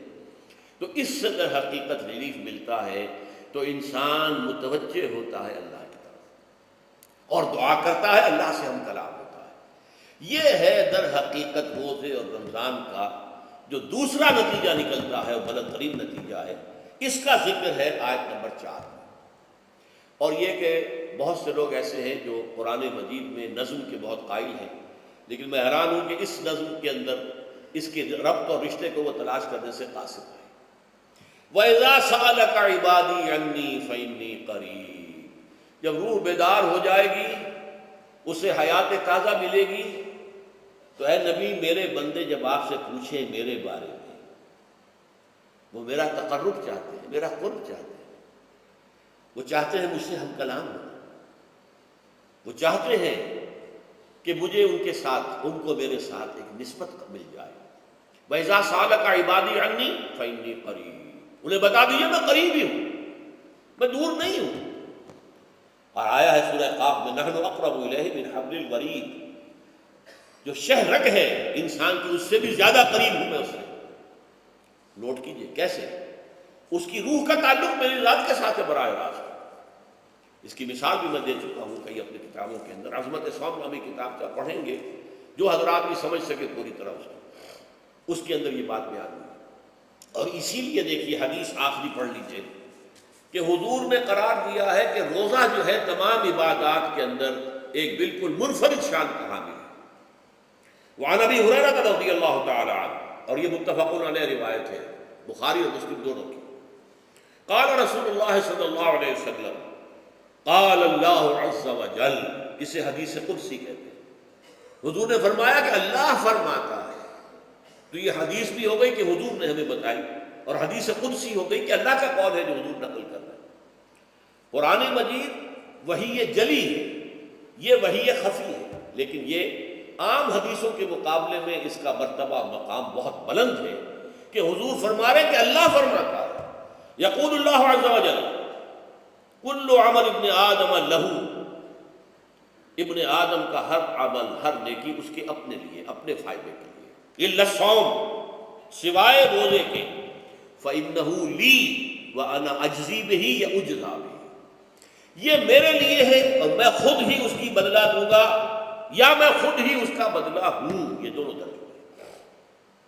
عظمت صوم میں میں نے تفصیل سے بحث کی ہے کہ ویسے تو نماز بھی اللہ کے لیے، اقم الصلاۃ لذکر، حج کس لیے ہے؟ للہ علی الناس حج البیت من استطاع الیہ سبیلا، اللہ کے لیے۔ زکوٰۃ کس کے لیے؟ اللہ کے نام پر دی جا رہی ہے، اللہ کے لیے دی جا رہی ہے۔ صوم میں بات کیا ہے؟ صوم میں اصل چیز ملحوظ کیا ہے؟ روح انسانی کو تازہ کرنا، زندہ کرنا، اس کی حیات تازہ کا بندوبست کرنا، اور روح کا تعلق ذات باری تعالیٰ کے ساتھ۔ اس تعلق کی مثال یوں سمجھیے جیسے ہمیں معلوم ہے سورج کا فاصلہ ہم سے کتنا ہے، کروڑ میل، لیکن سورج کی کرن جو وہاں سے چل کر یہاں تک پہنچی ہے، کیا اس کا تعلق سورج سے منقطع ہے؟ سورج کے ساتھ تو تعلق قائم ہے۔ اسی طرح روح انسانی ذات باری تعالیٰ سے بہت دور آ کر کہہ لیجئے ہمارے وجود کے اندر آ گئی، ہمارے قلب کے اندر متمکن ہو گئی، لیکن کیا اس کا تعلق اللہ کی ذات سے منقطع ہے؟ نہیں۔ لیکن یہ روح ہی اگر مطمئن ہو گئی تو تعلق منقطع ہو جائے گا، اس لیے کہ اس روح کے اندر ہی جان نہیں رہی۔ یہ روح تازہ ہوگی تو اس کا تعلق اللہ کی ذات کے ساتھ اثر نو استوار ہو جائے گا۔ اس لیے یہ کہا یہ میرے لیے، الا الصوم فإنہ لی، یہ میرے لیے، وأنا أجزي به یا اجزا به، میں خود ہی اس کا بدلہ دوں گا یا خود ہی اس کی جزا ہوں، خود ہی اس کی جزا ہوں۔ اللہ کہ اس بندے کا تعلق میرے ساتھ ایسا قائم ہو جائے گا کہ گویا کہ اسے میں مل گیا، اور میرا یہ مل جانا ہی در حقیقت انسانیت کی معراج ہے۔ اور دعا کے بارے میں جان لیجئے کہ حضور نے فرمایا الدعاء مخ العبادہ، دعا جو ہے عبادت کا اصل جوہر ہے، لب لباب ہے۔ اور یہ بھی کہا الدعاء هو العبادہ، دعا ہی اصل عبادت ہے، دعا ہی اصل عبادت ہے۔ دعا جو ہے وہ روح ہے اس کی۔ اور علامہ اقبال نے اپنے لیکچر میں جو یہ خطبہ رکھا ہے اس موضوع کے لیے، میننگ آف پریئر ان اسلام، بڑا عظیم ہے۔ اس نے جو نقشہ کھینچا ہے کہ یہ پریئر کیا ہے، انائے صغیر، یہ ایگو میرا، میری انا، میری خودی، انائے صغیر، انائے کبیر کے روبرو انائے کبیر اللہ، اننی انا اللہ لا الہ الا انا، یہ انا، انائے کبیر، اللہ کی انا، وہ عظیم انا، اور یہ چھوٹی سی محدود سی انا۔ تو ہے محیط بے کراں، میں ہوں ذرا سی آرزو، یا مجھے ہمکنار کر یا مجھے بے کنار کر۔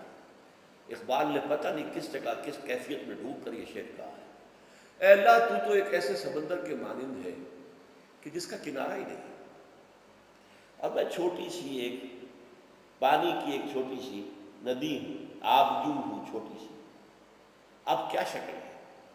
یا تو مجھے اپنے آپ میں ملا لے تاکہ میں بھی ناپیدا کنار ہو جاؤں. دریائے سندھ کا پانی جب سمندر میں گر جاتا تو سمندر ہی بن جاتا, اور یا پھر مجھے بھی بے کنار کر دے, میری وجود کو بھی اتنی وسعت دے دے کہ کوئی کنارہ نہ رہے. اب یہ کیا اس نے سمجھا, کیا کہا, لیکن میں نے وہی انائے کبیر انائے صغیر. ایک ہے نماز ہم پڑھ لیتے ہیں, آپ نے سارا پڑھ لیا, سارا تعدیل ارکان بھی کر لی, لیکن اگر آپ کا اللہ کے ساتھ ڈائریکٹ کمیونین اور ڈائریکٹ کمیونیکیشن قائم نہیں ہوا تو نماز, جس کو کہ کہا گیا کہ الصلاۃ معراج المومنین, جو قرب حضور کو حاصل ہوا معراج میں, وہ ایک بندہ مومن دنیا میں رہتے ہوئے حاصل کر سکتا ہے نماز میں. اگر اس کی روح جو ہے واقعتاً ہم کا نام ہو رہی ہو, الحمدللہ رب العالمین الرحمن الرحیم مالک یوم الدین اہدنا الصراط المستقیم ایاک نعبد و ایاک, اگر ہم واقعتاً ایسے کہہ رہے ہوں کہ ہمیں احساس ہو کہ ہم اللہ کی حضور میں حاضر ہیں اور عرض کر رہے ہیں, سجدہ کریں تو حدیث میں آتا ہے کہ ایسے محسوس ہو کہ گویا کہ میں نے اپنا سر اللہ کے قدموں میں رکھ دیا ہے. یہ ہے نماز. اب جو گفتگو ہو رہی ہے یہ ہم کلامی ہے, الصلاۃ معراج المومنین, اہل ایمان کے حق میں یہ نماز جو ہے یہ معراج کے ذریعے ہے. لیکن یہ نماز کیسے نصیب ہوگی اگر روح سوئی ہوئی ہے, دبی ہوئی ہے, پسی ہوئی ہے, مزمحل ہے یا مردہ ہے؟ یہ نماز کیسے حاصل ہوگی؟ چاہے آپ 5 وقت کی نماز پڑھ رہے ہو, چاہے آپ نے ہیبٹ بنا لیا ہو نماز کو, چاہے کچھ بھی ہو گیا ہو, لیکن یہ کہ جب تک وہ روح بیدار نہ ہو, جب تک ہم کلامی نہ ہو.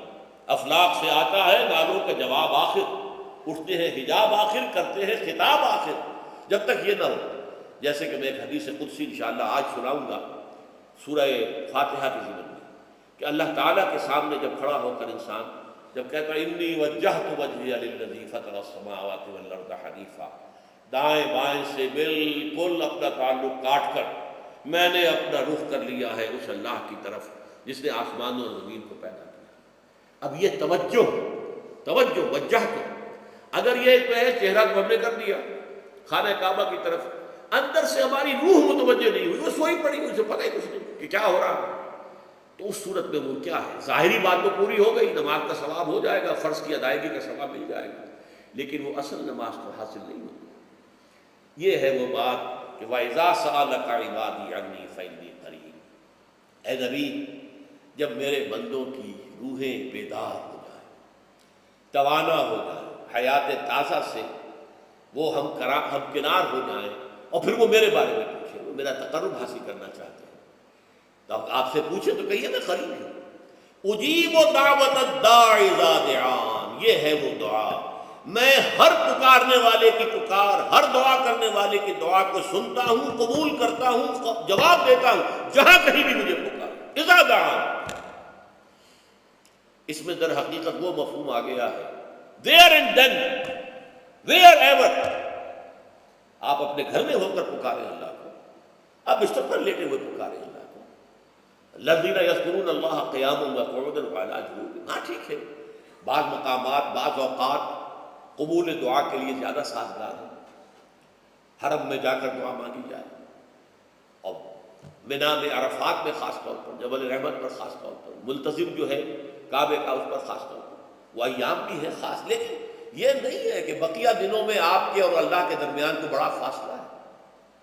یہ سارا دنیا میں مشرکانہ نظاموں نے تصور پیدا کیا, اللہ تو دور ہے, دور ہے, دور ہے, دور ہے, پاک ہے, پاک ہے, پاک, تم ناپاک ہو, ناپاک ہو, ناپاک ہو, اور تم تو بڑی پستی میں پڑے ہو, تم اللہ سے براہ راست ہم کلام نہیں ہو سکتے. کوئی درمیانی چاہیے, کوئی لنکس چاہیے, کوئی پجاری ہوگا, کوئی پروہت ہوگا, کوئی پنڈت ہوگا, کوئی پیر ہوگا, کوئی پادری ہوگا, کوئی پوپ ہوگا, اس کے ذریعے سے تم اللہ سے ہم کلام ہو, خود نہیں. اور جب ذریعے بیچ میں آ گئے تو ان کی مٹھی گرم کرو, ان کی چاپلوسی کرو, ان کو بھی جو ہے چادریں چڑھاؤ, ان کو نذرانے پیش کرو. یہ ہے بدترین ایکسپلائٹیشن جو مذہب کے ذریعے سے نوع انسانی کی ہوئی. یہ 2 ایکسپلائٹیشن دنیا میں ہوئی ہے تاریخ انسانی میں. ایک بادشاہوں کی طرف سے خراج دو ہمیں, محنت تم کرو گے کھیت میں, آدھا حصہ ہمارے پاس آئے گا, ہم ایش کریں گے, ہم سٹینڈنگ آرمیز رکھیں گے تاکہ ذرا تم بغاوت کرو تو تمہارا سر کچل دیا جائے. یہ ایکسپلائٹیشن بدترین. مانگنے والا گدا ہے، صدقہ مانگے یا خراج۔ دوسری طرف ہم بادشاہ ہیں، ہم چندر بنسی سورج بنسی خاندان ہیں، ہم راجپوت ہیں، حکومت کرنا ہمارا حق ہے۔ اور یہ پنڈت پروہت جو ہے وہ بھی کہیں گے کہ ٹھیک ہے، نصف لی و نصف لک وہذا قوم جاہلون، یہ عوام جو ہے ان کا خون چوسو، ہمیں یہ نذرانے پیش کریں، بتوں کو آ کے چڑھاوے چڑھائیں اور تمہیں خراج دیں اور ٹیکس دیں۔ They are to be exploited. اسلام نے آ کر دونوں کا خاتمہ کیا، کوئی ملوکیت نہیں۔ زکوٰۃ ہے تو غربا کے لیے، بادشاہ کے لیے نہیں ہے، یہ تو غربا کے لیے، لہذا کوئی ٹیکس نہیں۔ نمبر 2، اللہ سے ہم کلام ہونے کے لیے کسی دربان، کسی جو ہے پہرے دار کی مٹھی گرم کرنے کی ضرورت نہیں، جب چاہو ہم کلام ہوگا۔ دل کے آئینے میں ہے تصویر یار، جب ذرا گردن جھکائی دیکھ لی۔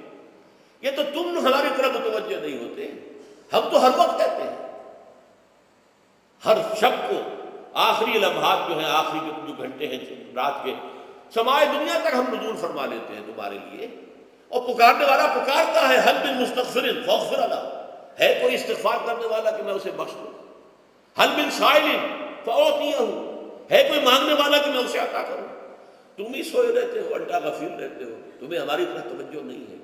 اگر ہماری طرف متوجہ ہو جاؤ تو جیسے کہ اقبال نے کہا کہ میرے لیے یہ دربان جو ہے پیران کلیسا کو کلیسا سے اٹھا دو، کیوں خالق و مخلوق میں حائل رہے پردے۔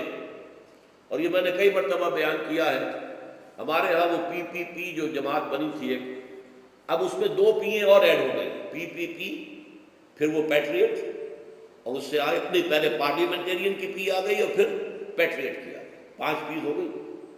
اسی طرح گنتی ہے ہندوستان میں پنڈت، پروہت اور پجاری، 3 پے تو یہاں تھی، پیر ایران کا پیر، اور پوپ اور پادری، یہ سب پے سے شروع ہوتے ہیں الفاظ، اور یہ سب در حقیقت جو ہے شروع ہونے والے الفاظ، یہ در حقیقت انسانوں کی بدترین ایکسپلائٹیشن ہے۔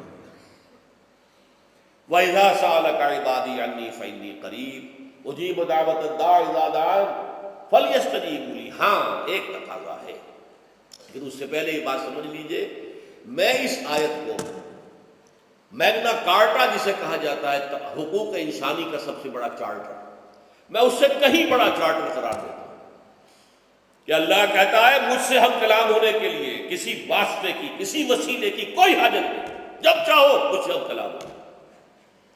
ہاں ایک شرط ہے، فَلْيَسْتَجِيبُوا لِي، چاہیے کہ وہ میری بات بھی قبول کریں، میرے احکام کو تسلیم کریں، میرے فرامین کان سے کھول کر سنیں، ان پر دل سے عمل کریں۔ فَلْيَسْتَجِيبُوا لِي، یہ ون وے ٹریفک نہیں ہوگا کہ ہم تمہاری دعائیں قبول کریں اور تم ہماری باتوں سے پہلو تو ہی کرو، سنی انسنی کر دو، یہ نہیں ہوگا۔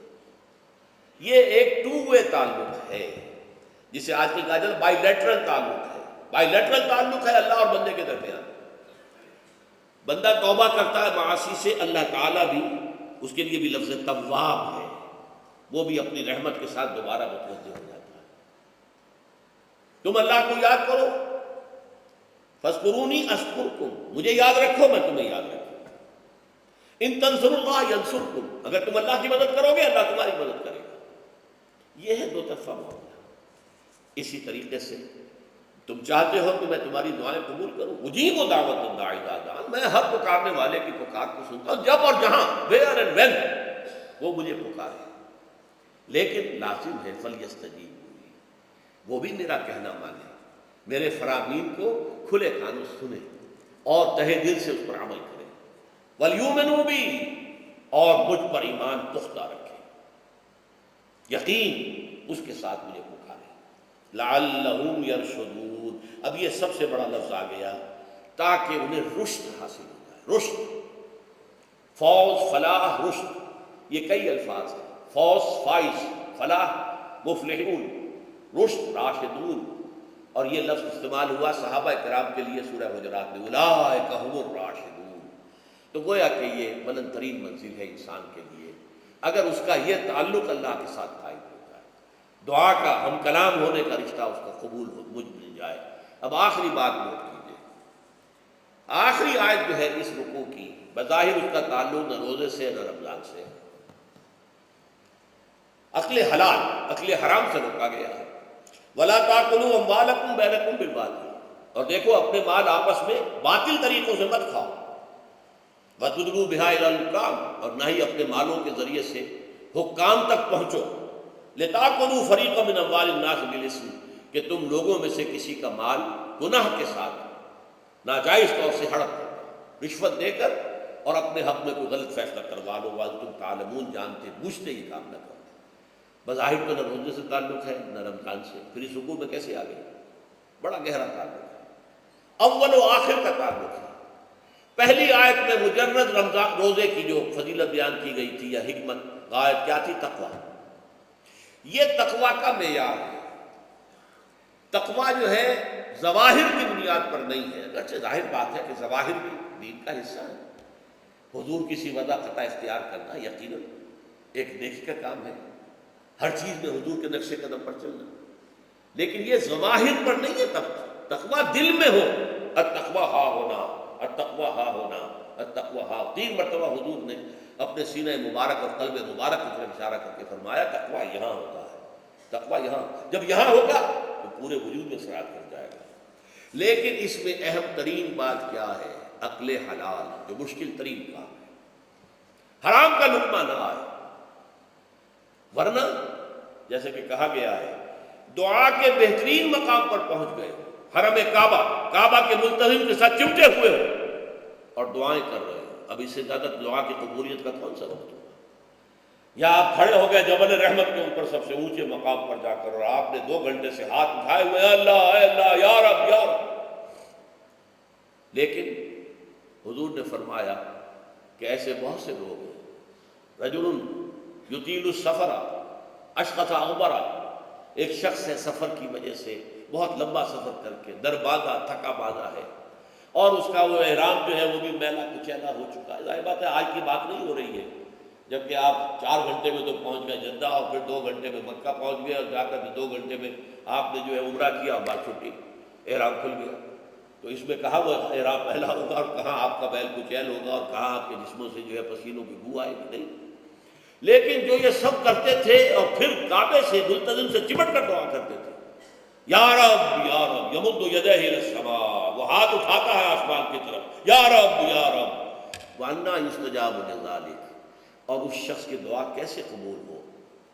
وَمَطْعَمُهُ حَرَامٌ، اس کے پیٹ میں جو غذا پڑی ہوئی ہے وہ حرام سے، مَلْبَسُهُ حَرَامٌ، اس کا لباس جو اس نے پہنا ہوا ہے چاہے وہ احرام ہی ہے وہ حرام کے پیسے سے کمایا گیا، وَغُذِيَ بِالْحَرَامِ، اور اس کا پورا جسم جو ہے جس غذا سے یہ تر و توش تیار ہوا ہے وہ حرام کی غذا، ایسے آدمی کی دعا وہاں پہنچ کر بھی قبول نہیں ہوتی۔